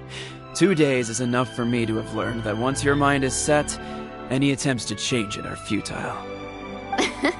You're a pretty good judge of character. He probably didn't mean that as a compliment. Since you're serious about this, I won't try and stop you. There's only one way to reach the end of the world, and that's by taking the Maritime Express. Oh, right! So there's a line going there too?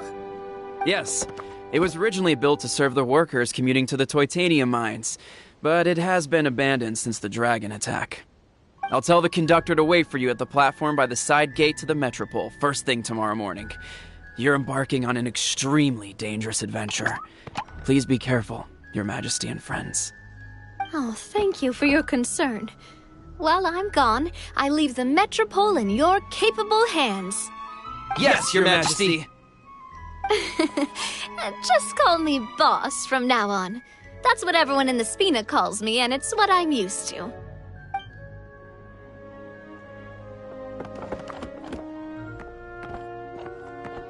So, the plan for tomorrow is journey across the ocean, make it to the end of the world, and defeat a dragon. Whew, that's an adventure and a half. Do all storybook heroes have to work this hard? At least we'll get to see some amazing scenery along the way, right? Besides, we'll have each other. It'll be a shared experience that we'll never forget. Plus, we're pretty well equipped for a classic heroes versus dragon story. We got Miss Nilu as our magic caster, and I guess I'm the melee warrior who leads the charge? Paimon can definitely see that. Anyway, those are tomorrow's problems. Right now, all Paimon wants is to eat a proper meal, because worst case scenario, if Paimon ends up getting eaten by a dragon, she wants to do it on a full stomach. And something about the end of the world doesn't sound like a great place for food options. Well, the origami animals in the forest only drink magic tonic. What do the toy people here in Constellation Metropole eat? Vegetable oil and sawdust, I think.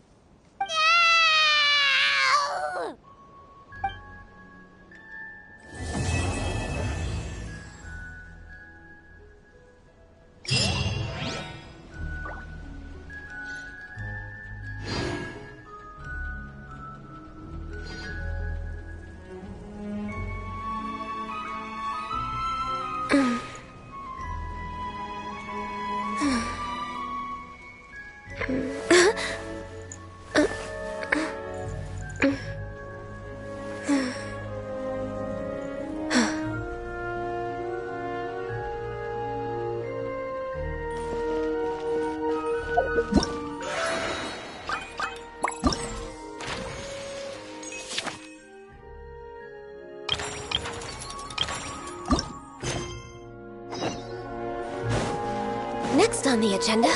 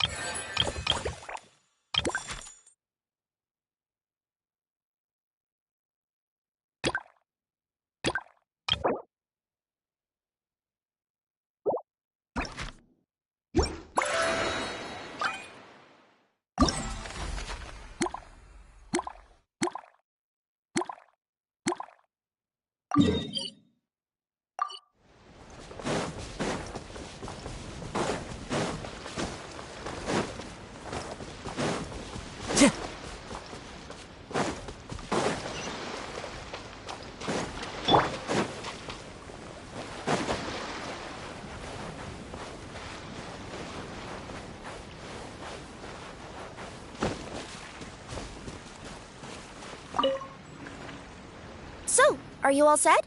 Ready to start investigating?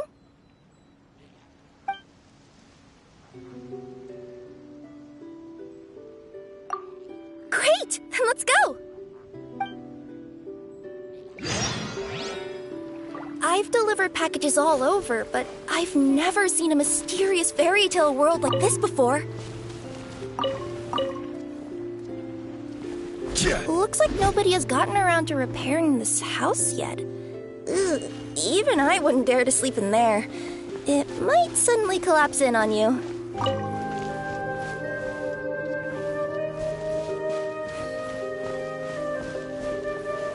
Nothing to see here either. Maybe we can find someone to ask? Aha! Over there! I bet we'll find some people there. Let's go take a look.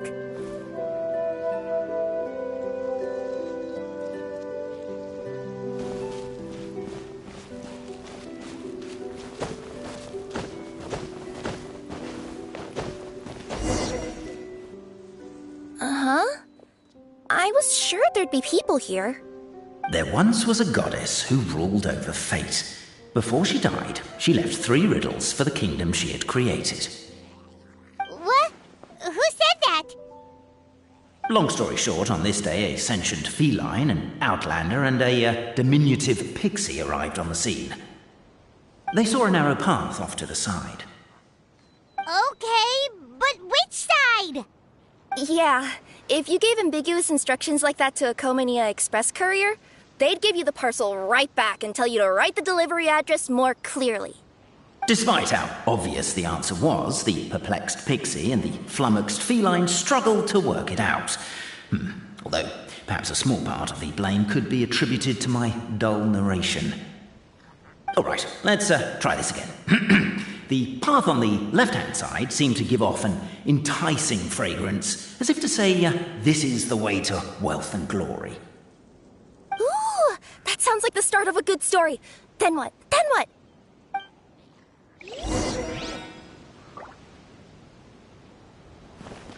At the end of the path, the motley crew would soon spot a secret stone room. A prophecy had once foretold of a marquis who shall one day venture inside, and thus it is named the future... Are you sure you don't want to hear the rest? What's going on? Oh, hear me out, all right? I'm sorry for resorting to extreme measures, but I'm trying to help here. Don't worry, the fencing will disappear as soon as I'm done talking. So are you some sort of fence-spawning yokai?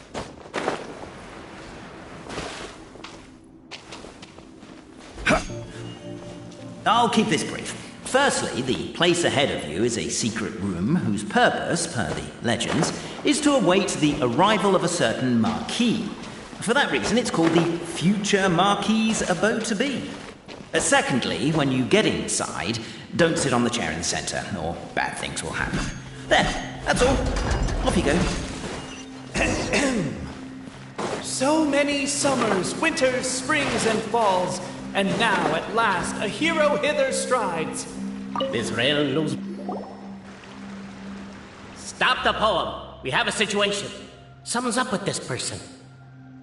Traveler? Are you all right?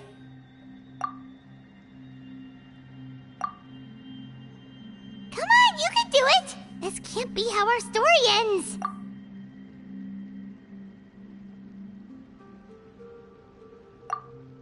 Can I give you a hand or a tail, even?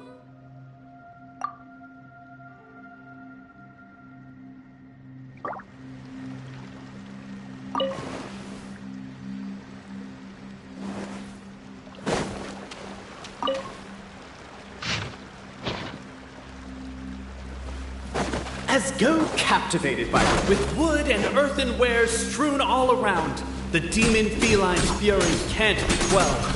Reducing them to rubble on the ground, she finds the vessel's vacant save for... air? She finds long gone the gems that once they held. Are they describing how we broke the boxes and jars? Who are you calling demon feline? Namely, to remove the clockwork key from the Strong as stone, firm as steel, the Outlander pulls, but it does not yield. This has happened many times before, but this time is different. A thought enters the Outlander's mind. Attack! Attack! First weaken the structure, then seize the treasure! Cabe, I just realized you said we all had to speak like bards, but every time you open up your mouth, I don't hear any rhymes. Yeah, I noticed that too. It's one step. The Outlander takes a moment to wipe the sweat from their hands, then braces themselves as they grasp their sword. Only now are they ready to attack. Although a mallet would have made the job easier. Cabe, it looks like we have a few moments to spare, and we're still waiting on that apology. Perhaps the Outlanders are worried that something drastic will happen the moment they remove it. Maybe that's why they're investigating the area thoroughly first. Can't fault them for that. I'm wondering if we can take advantage of this downtime to discuss whether we really need to keep this up.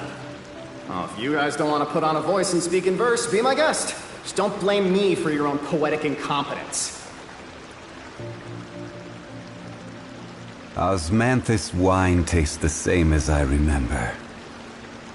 But where are those who share the memory?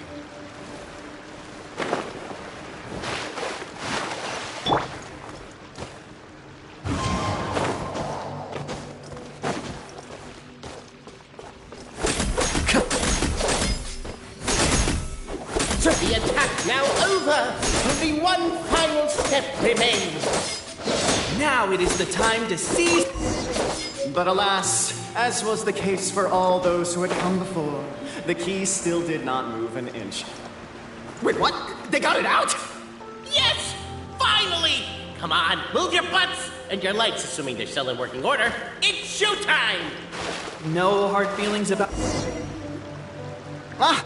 Welcome, esteemed and noble Outlander. Allow us to introduce ourselves.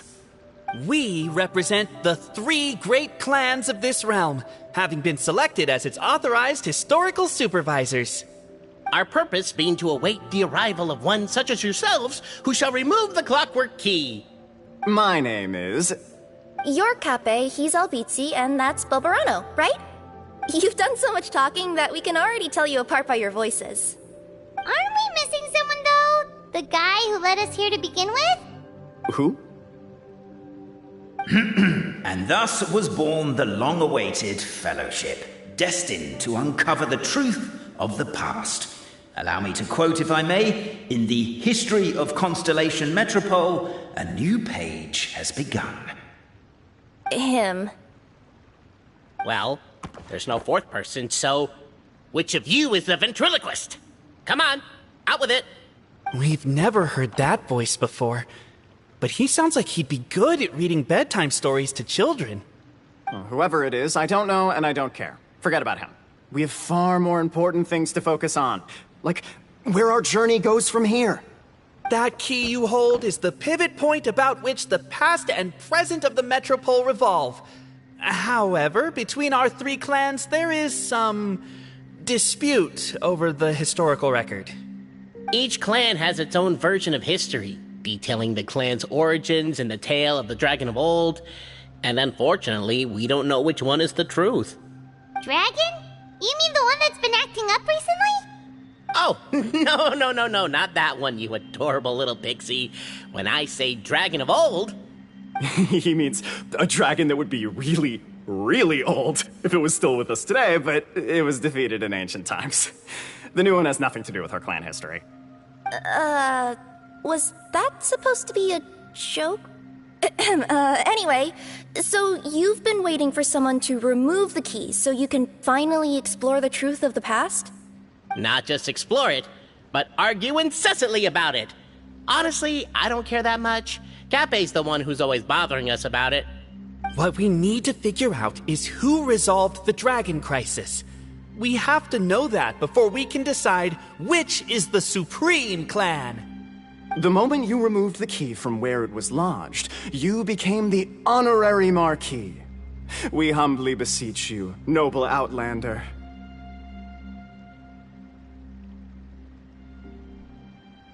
Noble Traveler Marquis, we ask you to help us. You and your... You're talking Puss in Boots and the pale, floating pixie. Puss in Boots? Are you serious? It's better than demon feline, but still. Embrace it, my friend, embrace it! Most cats don't wear boots or speak, do they? I'm not even a cat, I'm a Nekomata! Now that you know the word, I expect you to use it. Please allow me to lead you all to a sacred memorial site. It will be much easier to explain what needs to be done once we are there.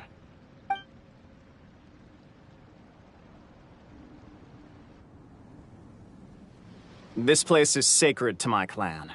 It's where our brave forefathers once took up arms against the dragon of old. After a bitter battle that dragged on for many days and nights, finally, our forefathers fought the dragon into submission, and it fled.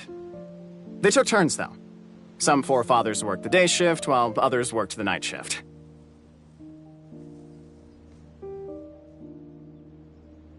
So they say. It's just a legend, though. Wait a second? Did I just hear you admit that your clan's history is just a legend? History, legend, who cares? My clan was definitely courageous, that's the point. That's the truth. And isn't the truth what we've all been arguing about non-stop for all these years? Capet's words gave the traveler food for thought. Could it be that the truth in a fictional world is equivalent to fiction in the real world? But that would have to wait. Apparently, Capet was not alone in his pilgrimage to this sacred site. Unwanted company had arrived. The traveler and the talking cat, Nekomata, decided to teach them some manners.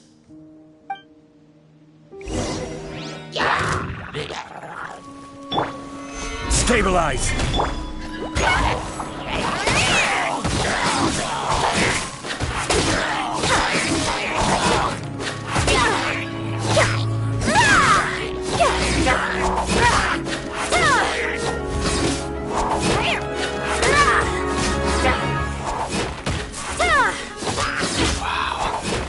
True display of heroism and valor. It was as if the spirits of my ancestors were. Your martial prowess and show of courage are a more vivid reenactment of my ancestors' feats that suit the modern aesthetic. Now, let's get down to business. As we all know, time is but an illusion. Time may flow line by line, page by page, or frame by frame, but usually it flows in the form of springs and gears. And that clockwork key you have in your hand can turn back time and make the past reappear. Well, actually, my view is that the illusion of time is more of a problem of consciousness. Gears power the body, while the body is the vessel of the conscious mind. But the mind cannot understand the dimension of time, so we experience instead an endless continuum of moments as the pinion of now turns along the rack of ages. I'm getting flashbacks to when I was delivering packages to the Sumeru Academia. A teacher once asked Albizzi what his greatest fear was, and he replied, dragons. Boberano was asked the same question. He replied, time, and repeated the argument we just heard. The teacher then turned to Capet and posed the same question. He replied, Boberano. The manuscript that tells the truth of the historical record, the blueprint to all of creation, the work of the great mage themselves. It can be found at the beginning of the gear rack, and on the very first page of the book. Paimon didn't follow all that, but basically, you're just saying that we need to put the key in and turn it all the way back? Exactly. It is said that in the beginning, the goddess of creation took the goddess of fate's manuscript as a blueprint, placed it under the goddess of prophecy's starry realm, and generated the world from a few magic arrays. So in a few moments, when the great clockwork key turns the local time here back to the very beginning, we will restore the magic arrays back to their original configurations. Hold on, isn't stealing part of the blueprint of creation a little dangerous? Also, how are we supposed to know the original configurations of the magic arrays? Well, the general shapes of the configurations have been passed down over the ages. They now form the family crests of each of our clans. So you'll just need to reference my family crest and join the dots accordingly.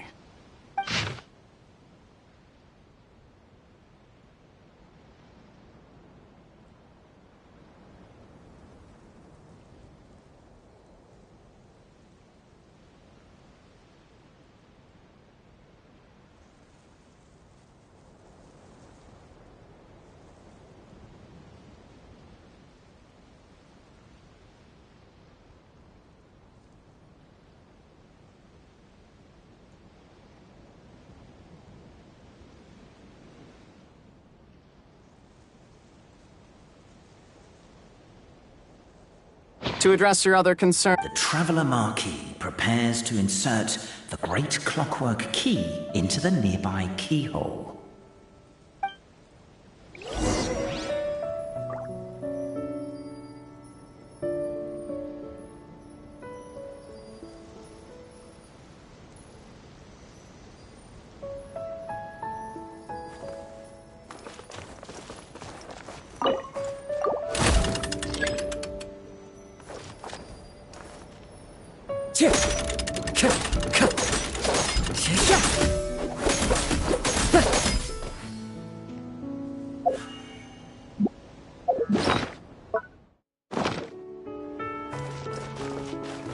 I guess we should start here?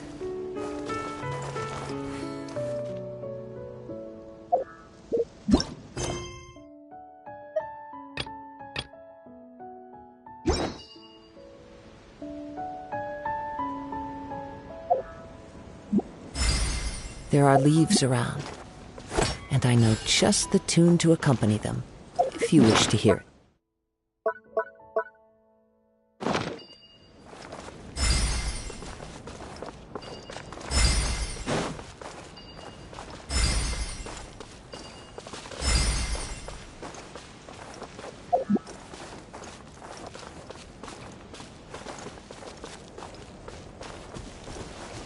Windstrider!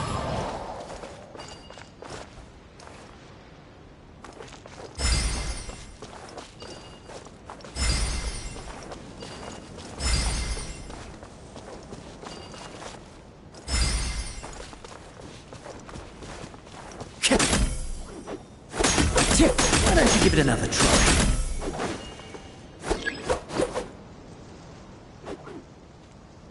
Sure.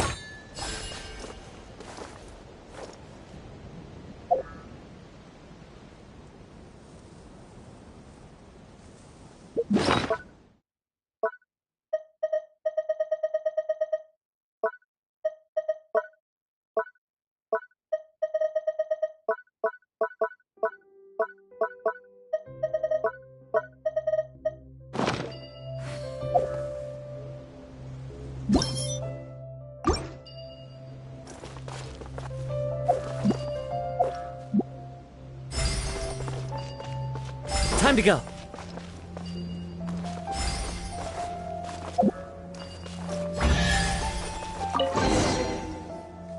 Behold, the sacred writings that record the truth of... No, wait. That have shaped the truth of history. Gather round and let us bear witness.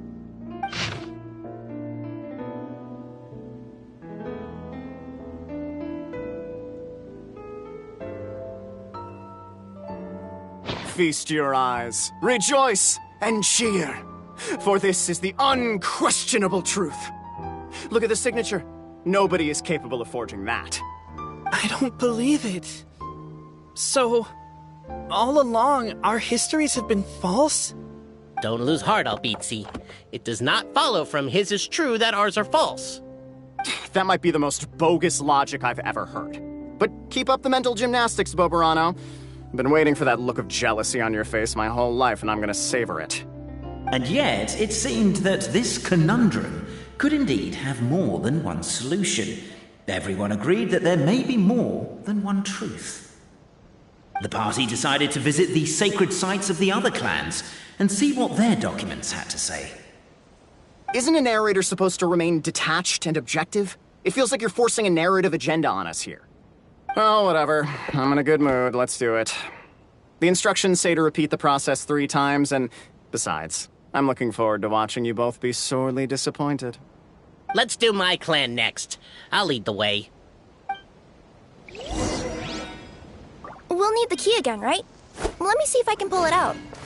Yoink!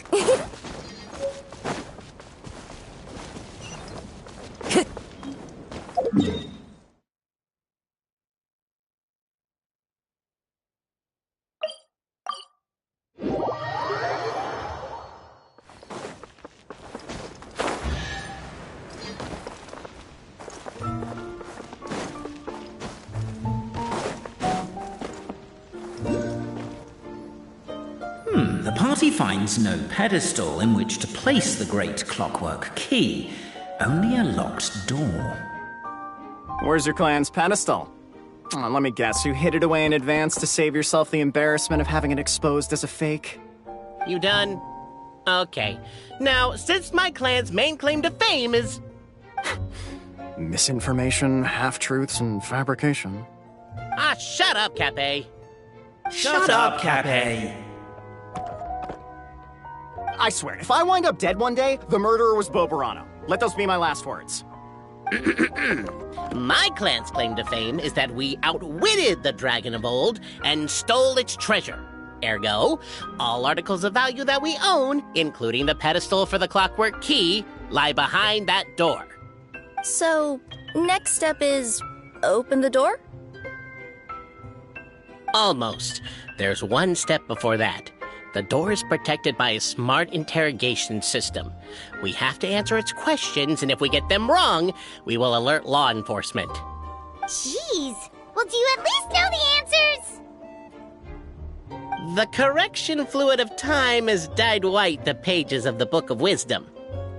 No, I don't know the answers. But worry not. I had a quick word with the constabulary in advance. They'll ignore the alarm if we get the questions wrong, so answer without fear.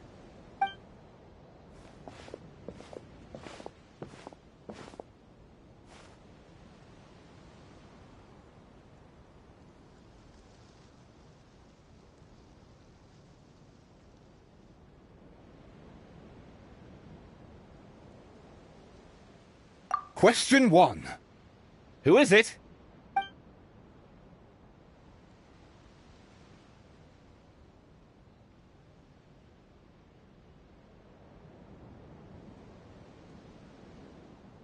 That's actually quite an amusing approach. It's probably not going to get us anywhere, but I do admire your sense of humor and your commitment to it. Question 1. Who is it?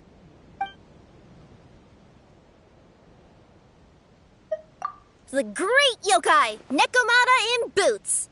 And the trusty travel guide, Pixie! Travel guide. Trusty travel guide! Question 2. By which virtue did the ancients defeat the dragon?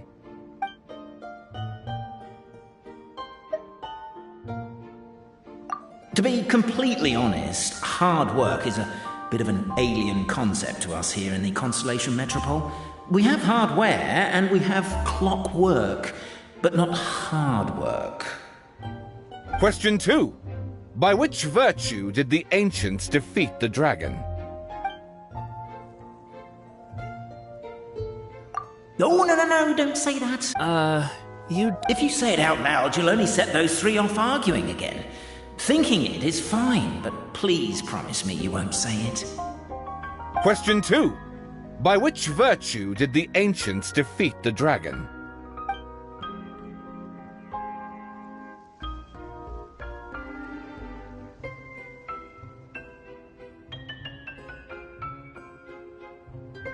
If this is the right answer, I swear I'll...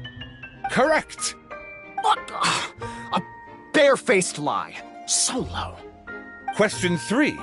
Which is more real? The fiction of the outside world, or the truth of this world?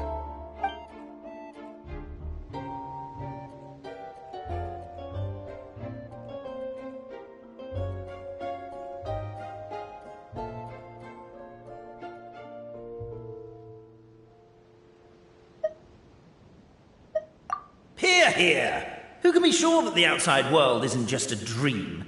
and that when the dreamer wakes up, they won't just find themselves inside a novel. There is no way to know, therefore both are equally real.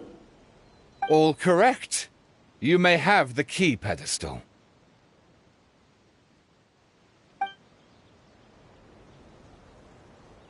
Traveler Marquis, you know what must be done. Please insert the great clockwork key. Oh, and this is my family crest.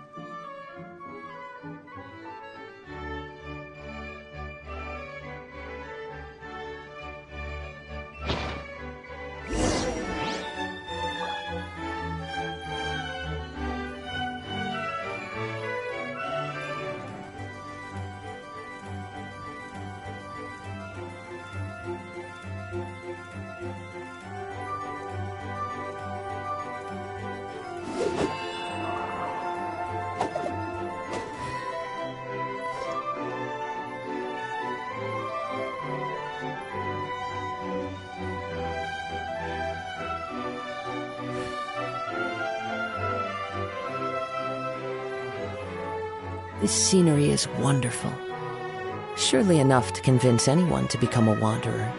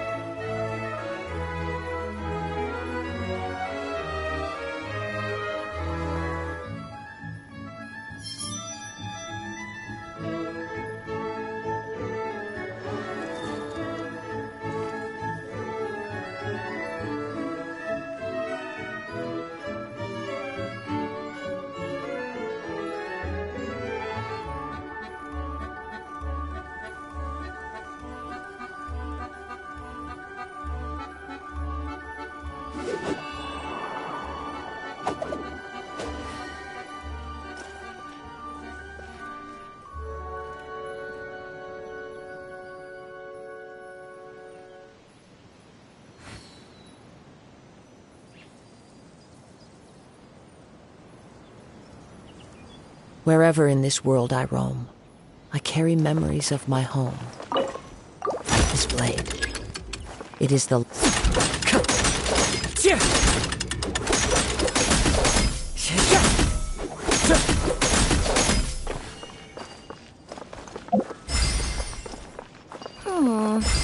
Do we really need this one?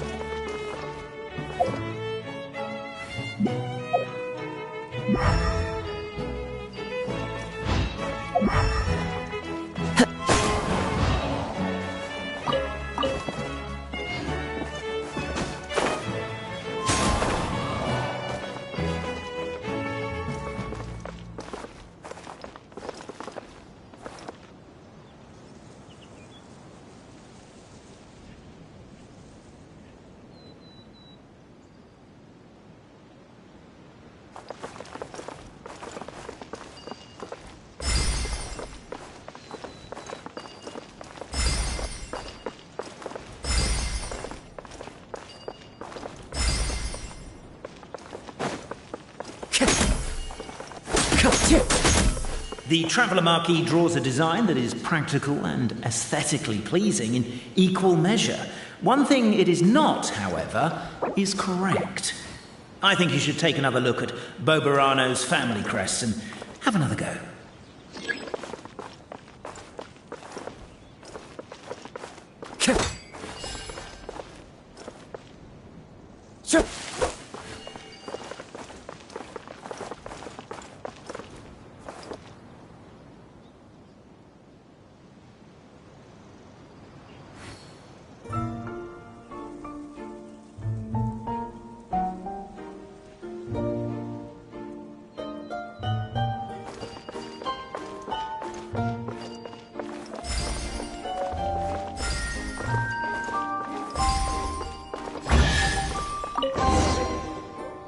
Now, let me see what elaborate fiction the Clan of Wisdom was able to conjure up. If anyone's listening, I would like to submit these as my last words. I surrender. I'm the one who murdered Cappy.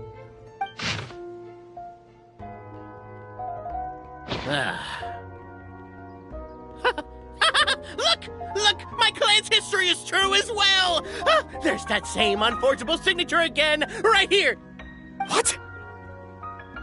Oh, does this mean that my clan is the only odd one out? Given that my clan's wisdom is such a subject of ridicule in your eyes, I will now appeal to my own personal intelligence, which I believe far surpasses that of my clan at large, and make a prediction. It seems likely that the claims made by each of our clans regarding their history and virtue are all true. Boberano? How can that be? Oh, I get what's going on. Once, when I was drinking with Gujiyai, she bet me a round of dried fish that I couldn't guess which cup the umeboshi was under. Whichever one I guessed, I was always wrong, and Gujiyai would lift a different cup to reveal the umeboshi. But then, I learned later from one of the shrine maidens, Miyuki, that all of the cups had an umeboshi under them. Just goes to show, I still got a long way to go before I become a great yokai. Oh, don't mind Fox Lady. That's just her way of teasing you. Actually, that reminds me. We can now open these 3 treasure chests. And unlike the guessing game you mentioned, this one's not a trick. Cool. Well, once you've plundered the last of Boberano's family wealth, we can go to my clan's place. Guess I'll take the clockwork key again then. Yoink!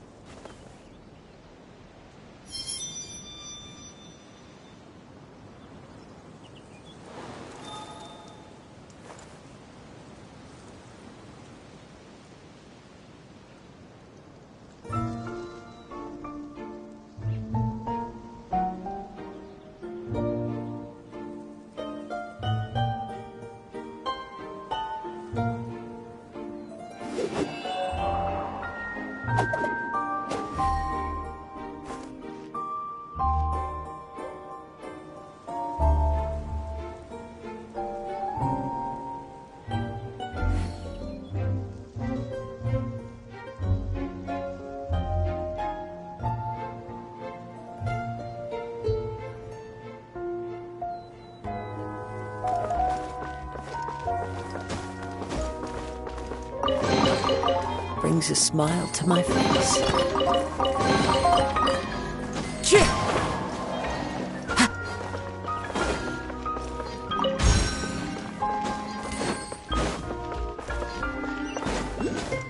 Time to go.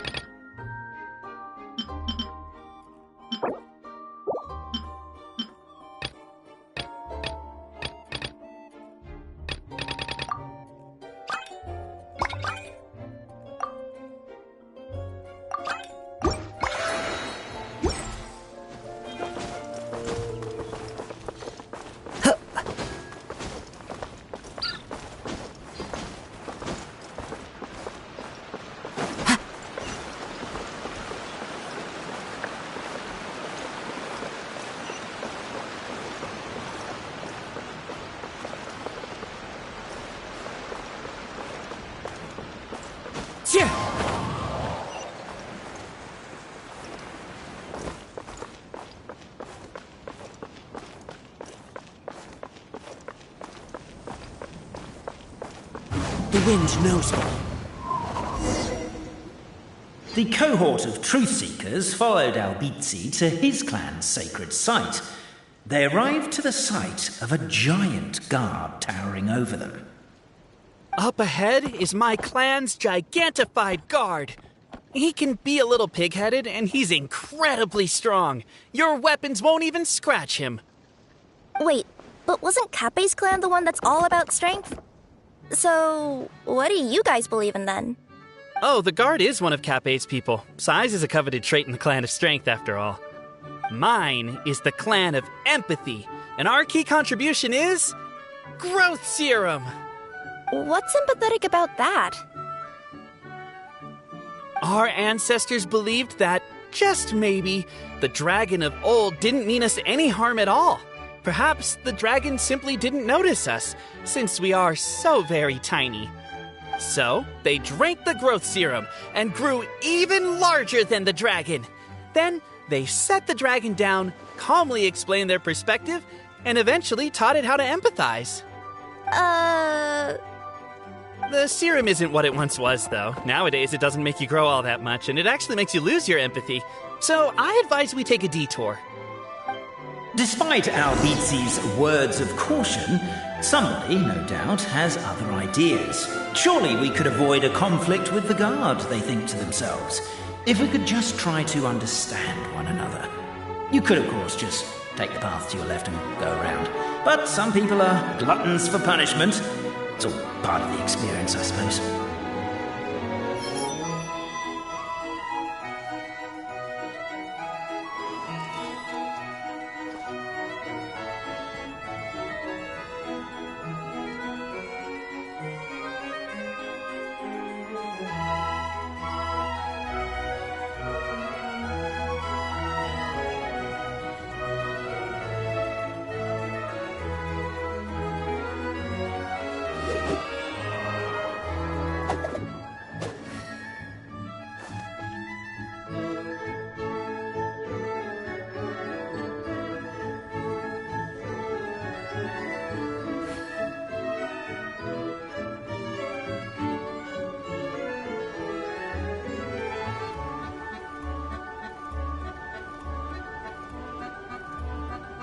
This scenery is wonderful.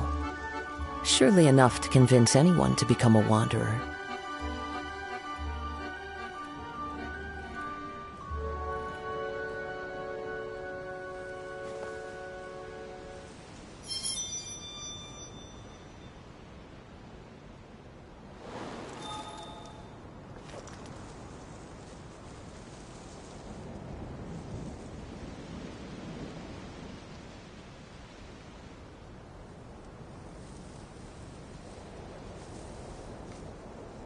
There are leaves around, and I know just the tune to accompany them, if you wish to hear it.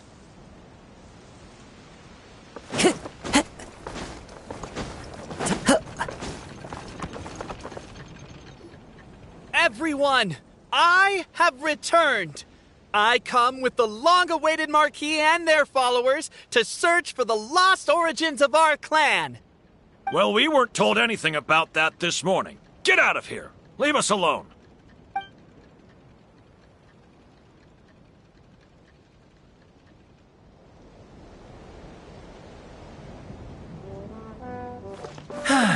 and Albizzi only wanted to strike up a conversation with the guard. But since greeting you wasn't one of the items included in today's schedule, the relationship quickly soured. If you're just looking for a way in, why not consider taking the path on your left? Determined, presumably, to always do what is right and... Over here! I found it! We should be getting close. Why is this place so full of junk? Are you the kind of people who never throw away the box when you buy something because you're worried you won't be able to return it without the original packaging? We'll never find the Oracle Pillars in all this mess. Never mind that. We have a more pressing issue. It seems there's a slight problem with my clan's family crest. The Marquis may need to utilize their wisdom to solve the issue.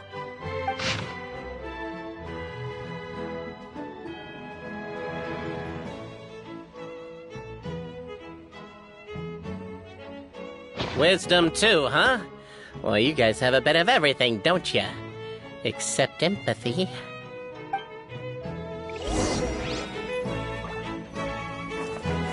Yes! Keep the noise down! We don't want to alert the guard.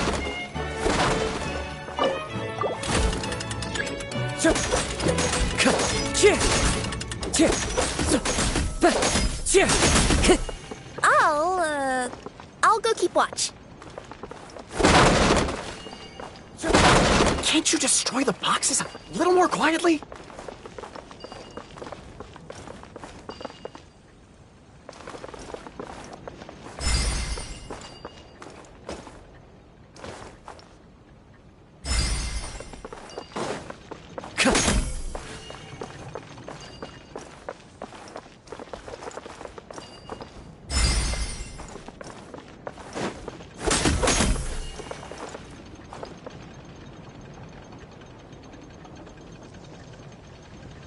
Apparently that was incorrect. But don't blame yourself, it's Albizzi's clan's fault for taking terrible care of their family crest.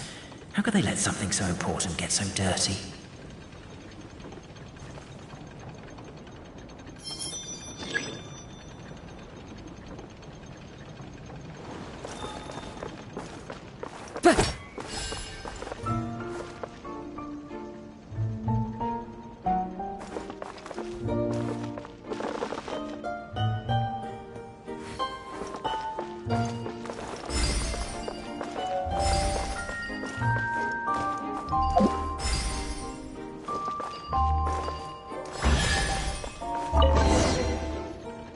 This is the last one. The signature. So it's true. Empathy is one of the founding virtues of Constellation Metropole, too. Just as we suspected, all three are the truth. Okay.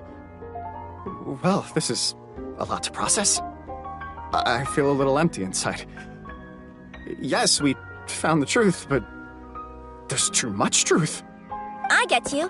It's like in Inazuma, when there were only 6 books in the Mirage Warrior series, it was really popular.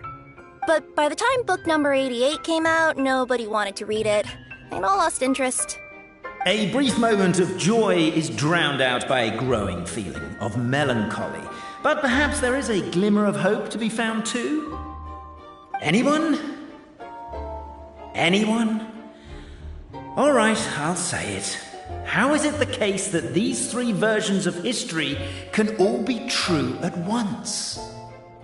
That's exactly what Paimon was wondering, but Boborano kind of already explained it away earlier. So Paimon was worried she'd look stupid for asking the question. It's not a stupid question at all, my dear little pixie. While I did postulate that different truths may coexist, there is an issue when it comes to these 3 truths in particular. The problem is, all 3 truths are the history of the exact same thing, namely the dragon and the Metropole's origins. Yet all 3 bear the signature, showing that they're genuine.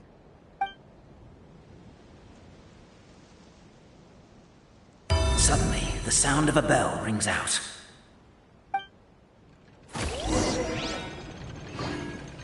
The bell! It rang once! What does that mean again? Ah, yes! Highest level of emergency! Everyone, to the main entrance! Stat! Bring all the glue traps and place them outside the gates! The whole city is on the lookout, and there's only one way out. It's the path right in front of you.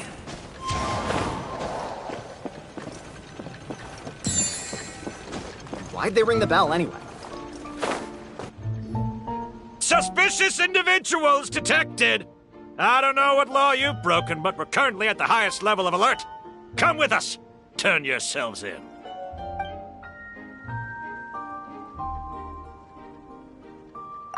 Let's try that again, shall we?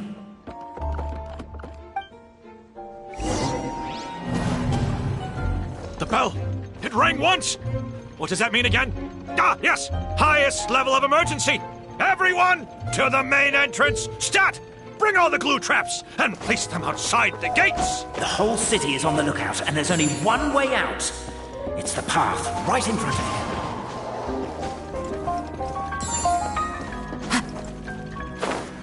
Why'd they ring the bell? They're outside! After them!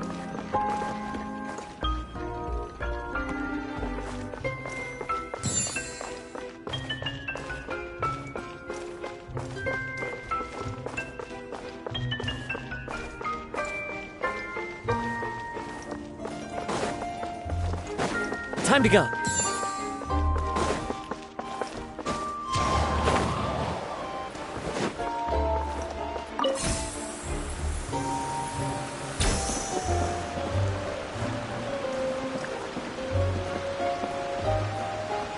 Any further and we'll be outside our jurisdiction.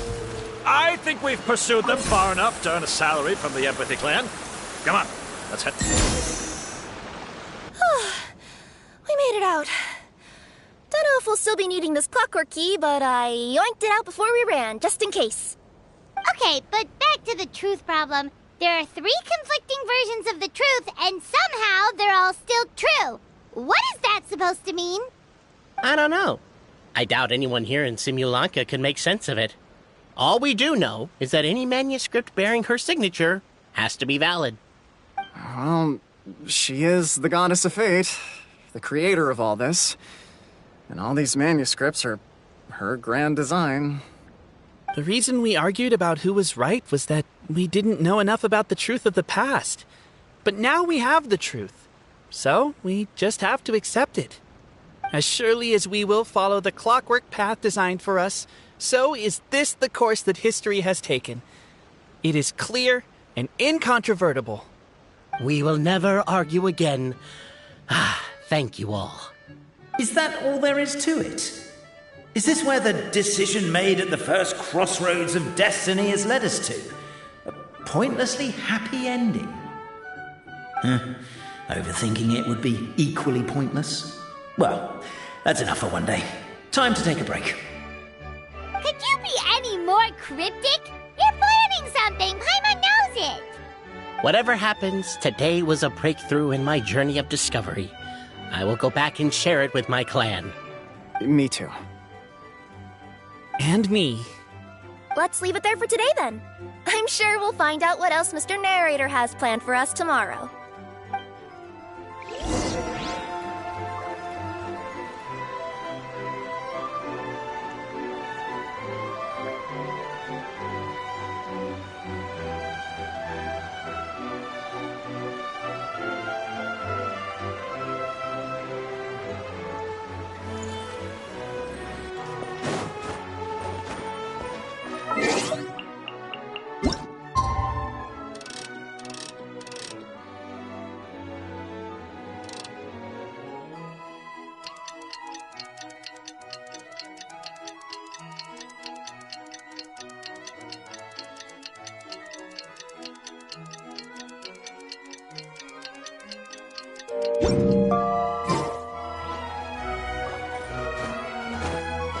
What a beautiful day, thought the traveller, before she was overcome by a creeping sense of foreboding.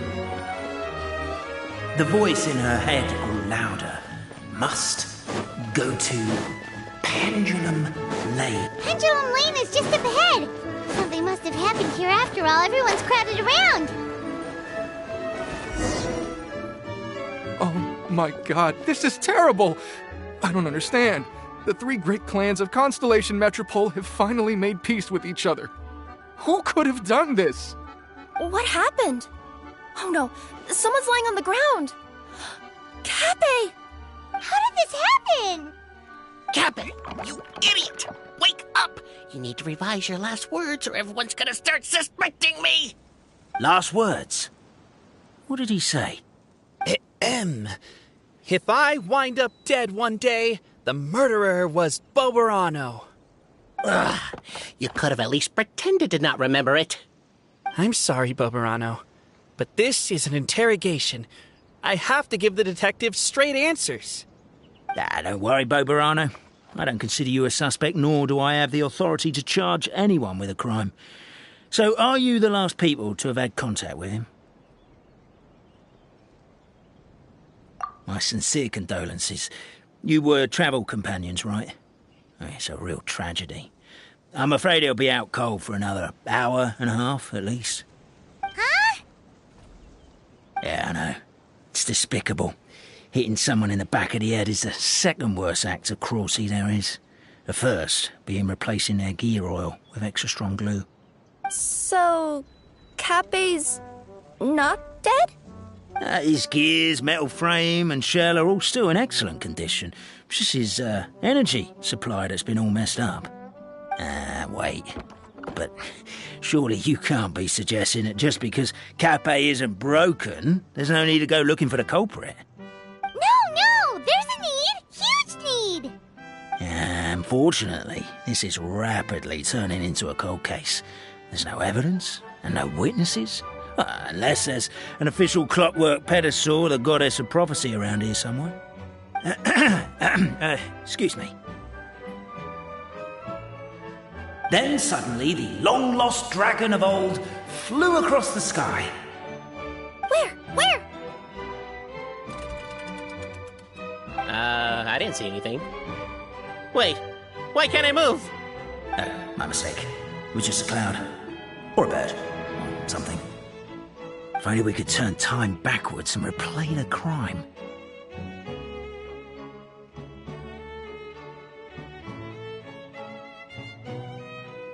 Isn't that one of those, clockwork socket things right behind you?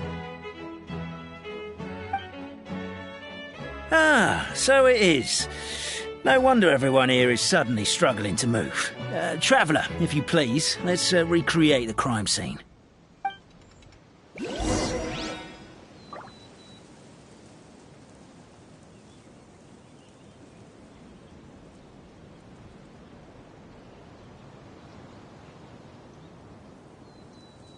Should we really be off work this early?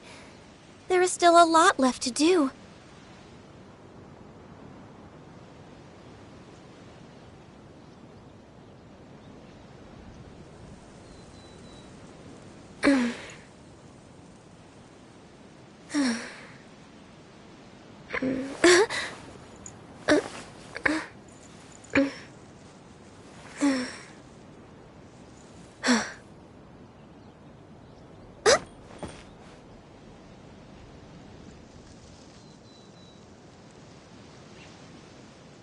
Born of ice and frost.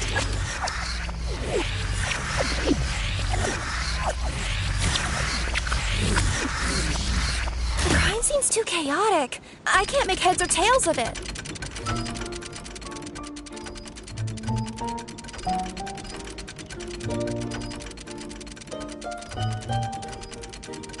It's so nice to de-stress.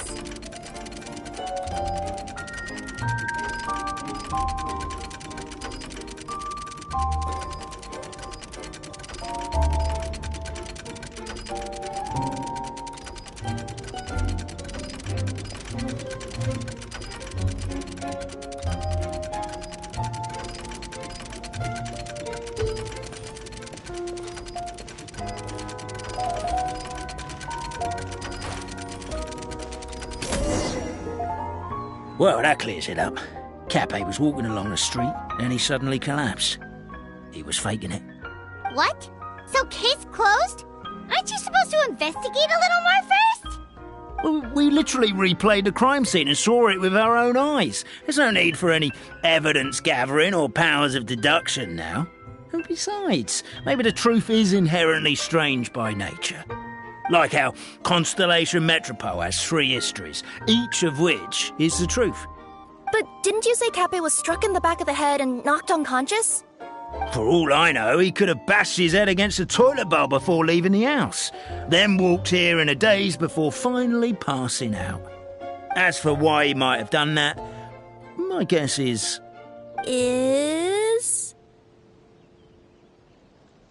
With the Supreme Clan question left unanswered and the tension in Constellation Metropole suddenly wiped away, he was looking to create a new source of conflict.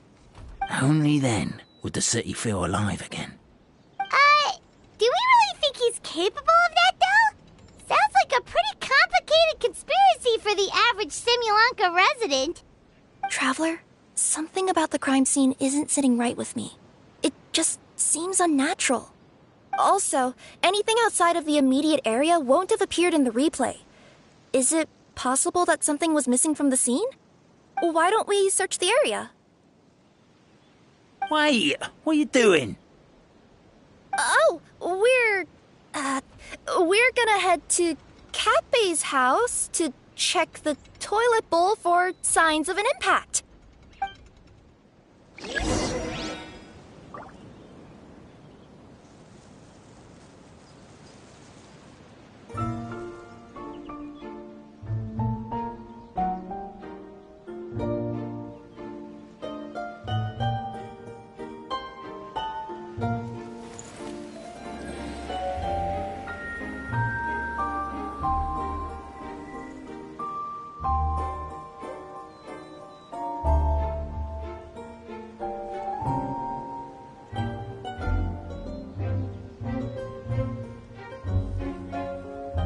Should we really be off work this early?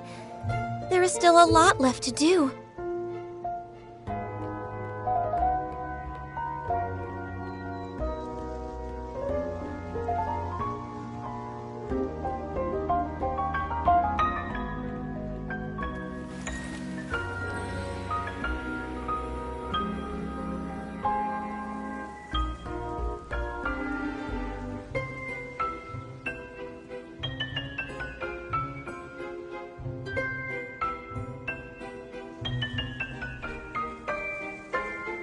It's so nice to de-stress.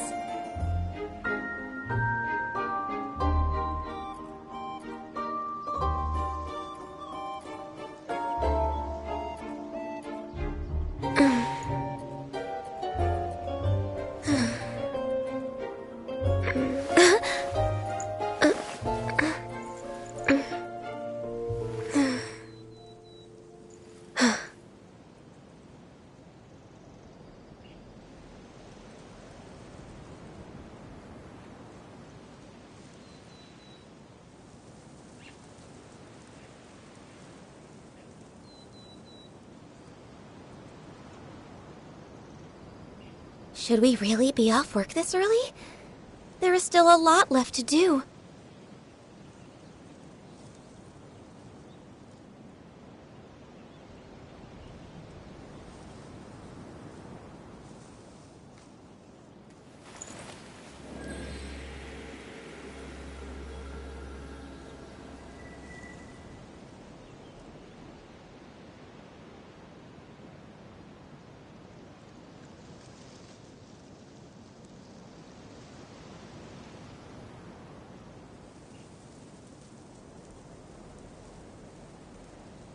It's so nice to de-stress.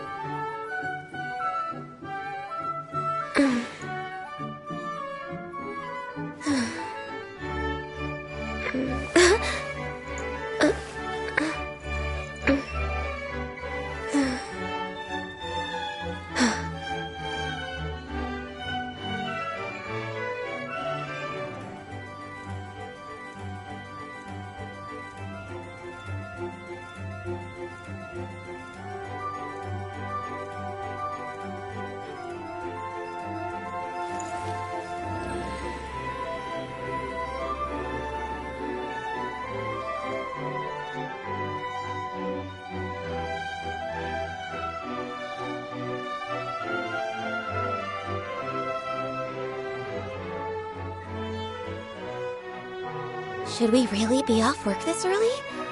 There is still a lot left to do.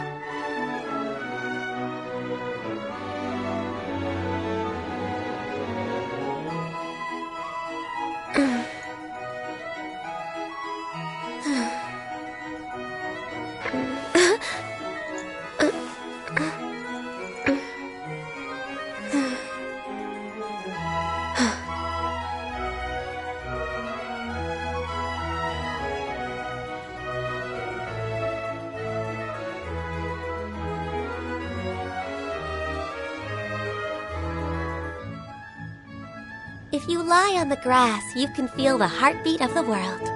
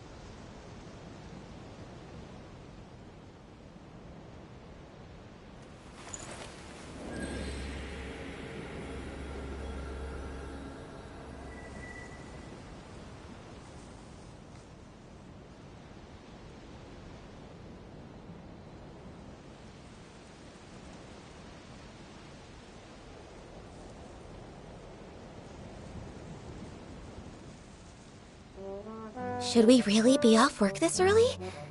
There is still a lot left to do.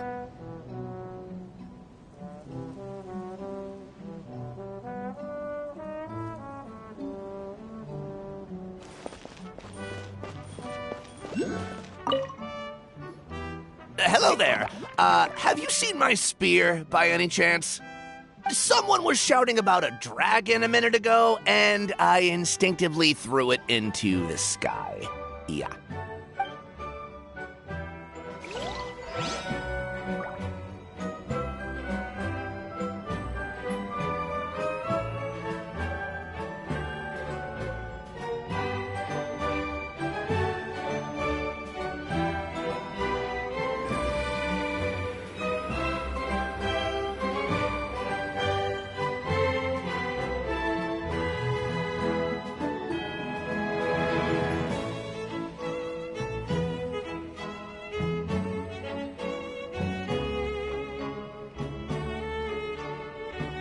If you lie on the grass, you can feel the heartbeat of the world.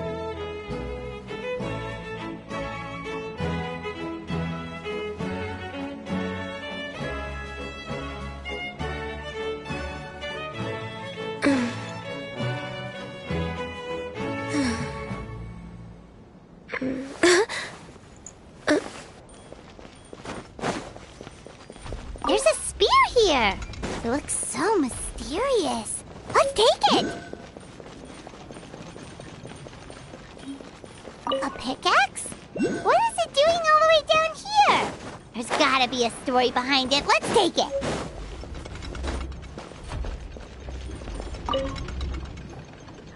You're not from these parts, are you? Just visiting? Yep, that's right. Why? What's up? Ah, well, I was going to offer you a great job in the Titanium mines. A safe and secure working environment. Doesn't sound very safe. At least not as safe as being a courier. To keep the titanium ore intact, we use specially designed pickaxes that can't cut through it. Even if you struck a person with it, it wouldn't so much as leave a scratch. And in terms of labor intensity, the work has been rated as Class 2 physical labor by a reputable organization. Even cats can do it. I'm not Never mind. I give up. Welcome to Paimon's world. Mind you, I don't know what happened today, but somehow a pickaxe has gone missing. Maybe one of the giant guards broke it down, so someone took it to perform a rapid resuscitation procedure. Sounds pretty brutal for a first aid technique. Still, a missing pickaxe. Huh. Is it just me, Traveler, or does it seem kinda suspicious?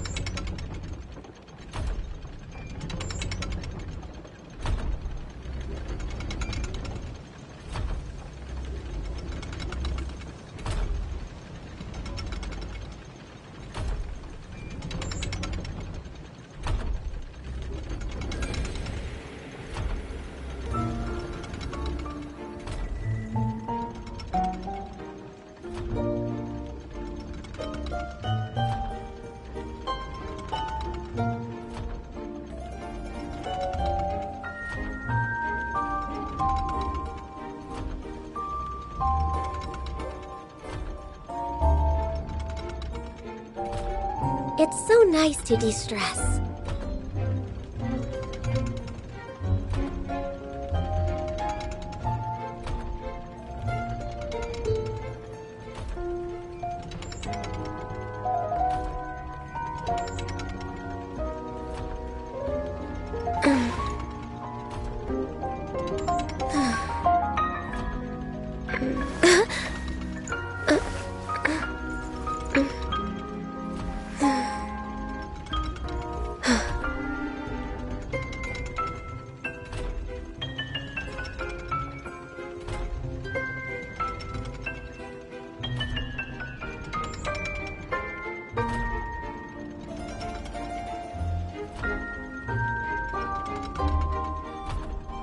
If you lie on the grass, you can feel the heartbeat of the world.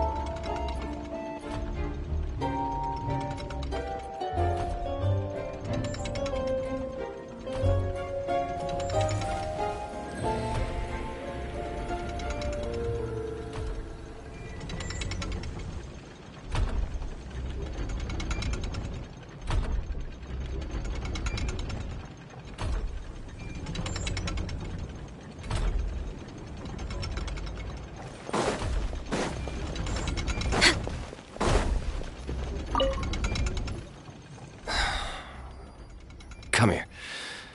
Whatever it is you were looking to buy, please do come back tomorrow. It's just, I have to close early today. A bottle of growth serum has gone missing. If someone's stolen it with the intention of harming others, the consequences could be disastrous. There's a whole investigation into it, so I gotta close the shop while I do an inventory count. If it turns out I'm wrong and I miscounted, I could be charged with filing a false report and disturbing the peace.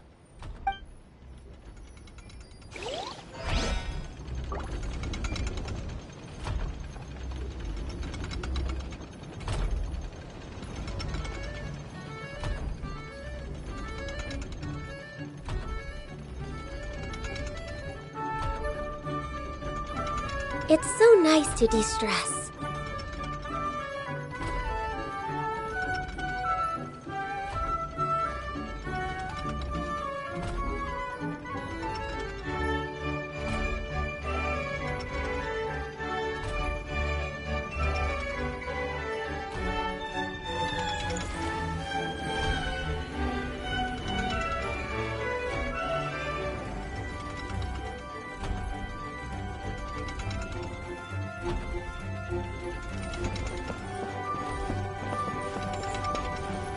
There's a strange potion bottle here. Looks so weird. Let's say one of these was the weapon used in the assault. Which one do you think it is?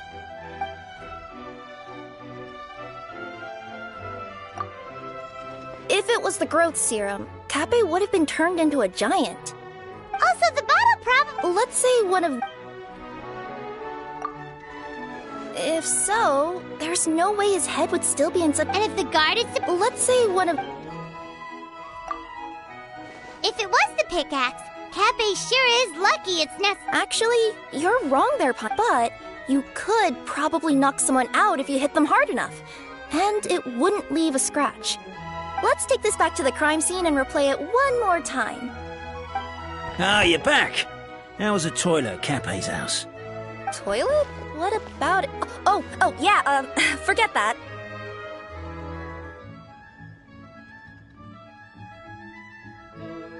What's this about? What are you trying to say? We thought the way Kappei fell looked odd, so we searched the area for suspicious items and found this. It could have been deliberately placed out of range of the crime scene so it wouldn't show up when we replayed it. Now we've retrieved it, we were gonna replay it again. You don't mind, do you? Oh, I just remembered I forgot to turn off the clockwork switch in my kitchen. Yeah, I think I'll just, Oh, no, you stay right there.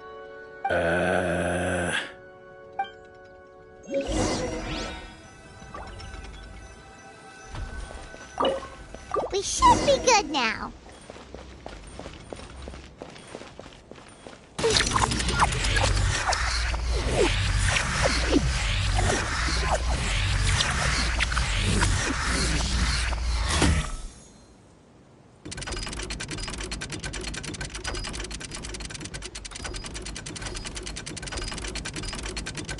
If you lie on the grass, you can feel the heartbeat of the...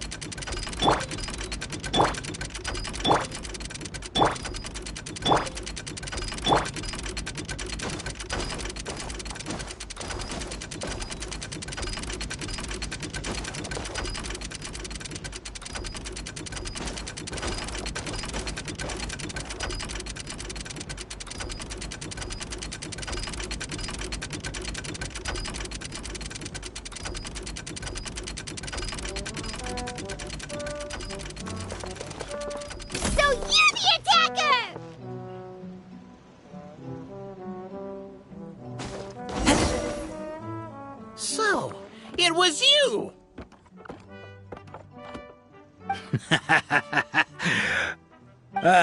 I would congratulate you for cracking the case, but since I did such an abysmal job of covering my tracks, it didn't exactly have your work cut out for you. So, all I can say is...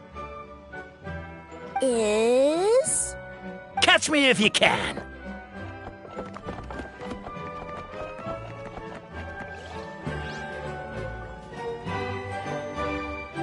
We have a runner!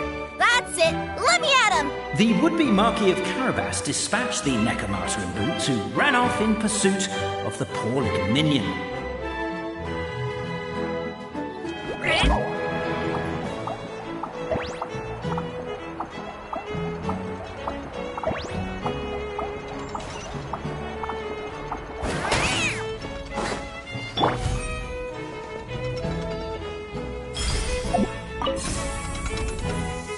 The minion's poor little lower back was protesting painfully against the intense physical activity.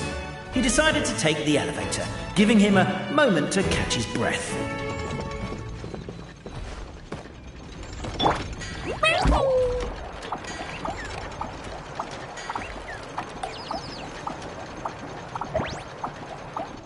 Really? his lower back asked. But the minion had no other choice. He resolved to make the jump down.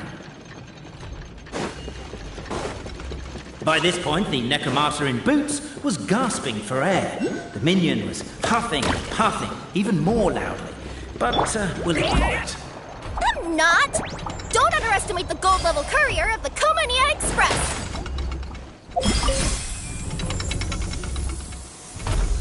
A characteristically catty response from the Necromata. Tell me, what do you hope to gain from bullying me? I get to let off some steam!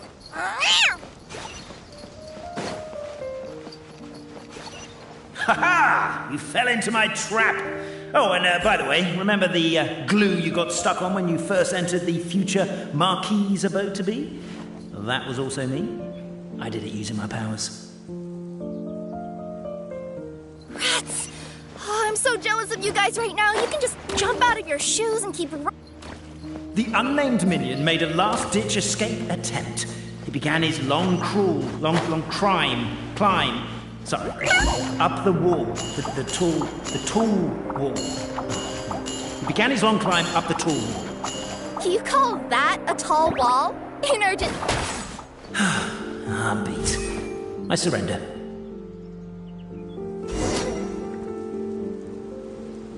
You've got nowhere left to run. All right. I confess.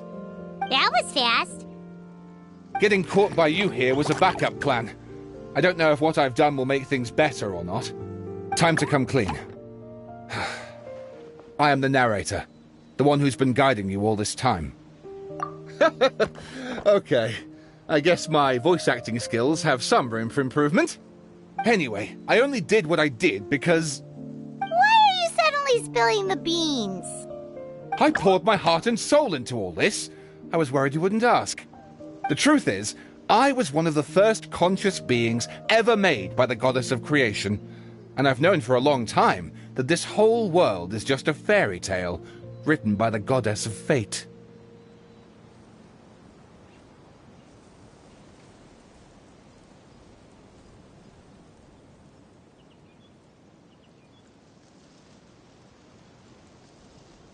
I know they say that fairy tales are just made up for kids to read, but I refuse to believe that fairy tales are just fictional stories and nothing more. The reason why Constellation Metropole has 3 origin stories is that the Goddess of Fate wrote 3 drafts and couldn't decide which one she liked best. Then her cat trod all over them, and they all got crumpled together, so the 3 worlds just sort of folded into one. The Goddess of Fate was torn between them anyway, since she couldn't decide which ending was best for the dragon or the kids. So when she saw what the cat had done, she simply decided to go with all 3. Who'd have thought? But what does any of this have to do with what you did? You're not a fictional character, so you couldn't hope to understand my sorrow. Honestly, I don't think there's anyone in all of Simulanka who would understand. Every day that I experience, every interaction I have with another person, is it really all just a work of fiction? The only reason the 3 great clans wanted to find out the truth was for the pointless task of electing the supreme clan. I thought that once they'd learned the truth, it might make them curious enough to investigate further. But as it turned out, they just accepted it and carried on living the same old lives. I have to motivate them to keep looking for answers now that they think they've learned the truth. I have to make them uncomfortable with the superficial explanation that they took at face value. And I have to figure out, once and for all, while you real people from the outside world are still here, are we real? Aww. That's my full confession. Time for you to take me back. I'm guessing I'll probably be forced to make a public apology, then sentenced to half a day in solitary confinement. I definitely deserve half a day. Oh, also, pass this message on to Cape Bobarano and Albizzi, if you could. The Great Clockwork Key was originally put in place jointly by the ancestors of the 3 clans. If the 3 of them had any ability to cooperate whatsoever, they'd have been able to remove it by themselves. Over all these years, not once have they ever tried removing it together. Oh, my poor child. There's one thing you've been mistaken about this whole time. Ah! Whose voice is that? detective? Was that you? Your voice acting's actually pretty good. The reason fairy tales are suitable for children is that they help them to understand the world. Fairy tales may be works of fiction, but at their heart lies an internal logic that is undoubtedly real-world truth in a condensed form. Perhaps they simplify good and evil, and perhaps they hide the darkness in metaphors. But let there be no doubt. The world within fairy tales is as real as can be, and by extension, you and your compatriots are also real. Goddess! Is it really you? The line that separates footnotes from narrative can never be crossed. Never the two shall meet. This is why you have never heard my voice before. But now you wish to break free from the story, and there's a cat nearby, so you can hear my echo. Necromora! Just your echo?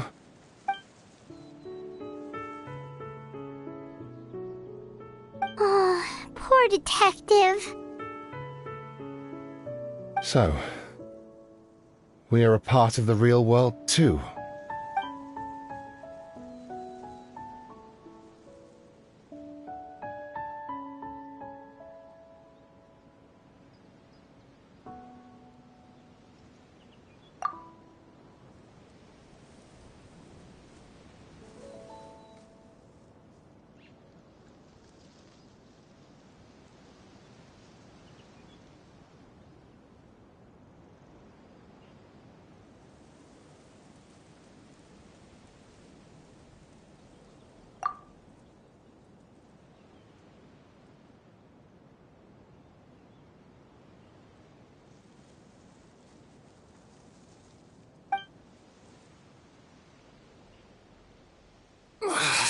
My head's spinning.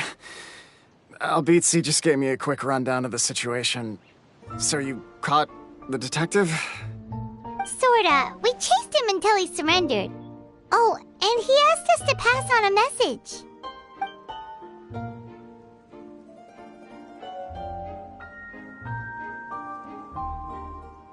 Does he really think we didn't try that? 'Cause we did! After 6 months in that place! That was my bad. I thought it was a stupid idea at the time, so I didn't really exert myself. I also sort of stopped trying after 3 years. Never mind. I'm partly to blame as well. On the second attempt, I just hugged the key and pretended like I was pulling as hard as I could. You guys are so lazy. My granny's neighbor's pet cat has nothing on you, and it spends all day, every day sunbathing. Anyway, you said you heard the voice of the Goddess of Fate at the end? That's amazing. There is a world beyond our own after all. What would you guys say to taking a trip to the outside world sometime? Otherwise, I got bashed in the back of the head for nothing. Depends. Do either of you know how to get there? But yes, I agree we should go. And not invite the detective, just to annoy him. But maybe the reason we've never worried about whether we're real or not is that, unlike him, we weren't there to witness the creation of this world. We've never had any reason to doubt that we're real. If someone ever convinced me that these delightful dimwits, Cape and Albizzi, weren't real, I'd be devastated.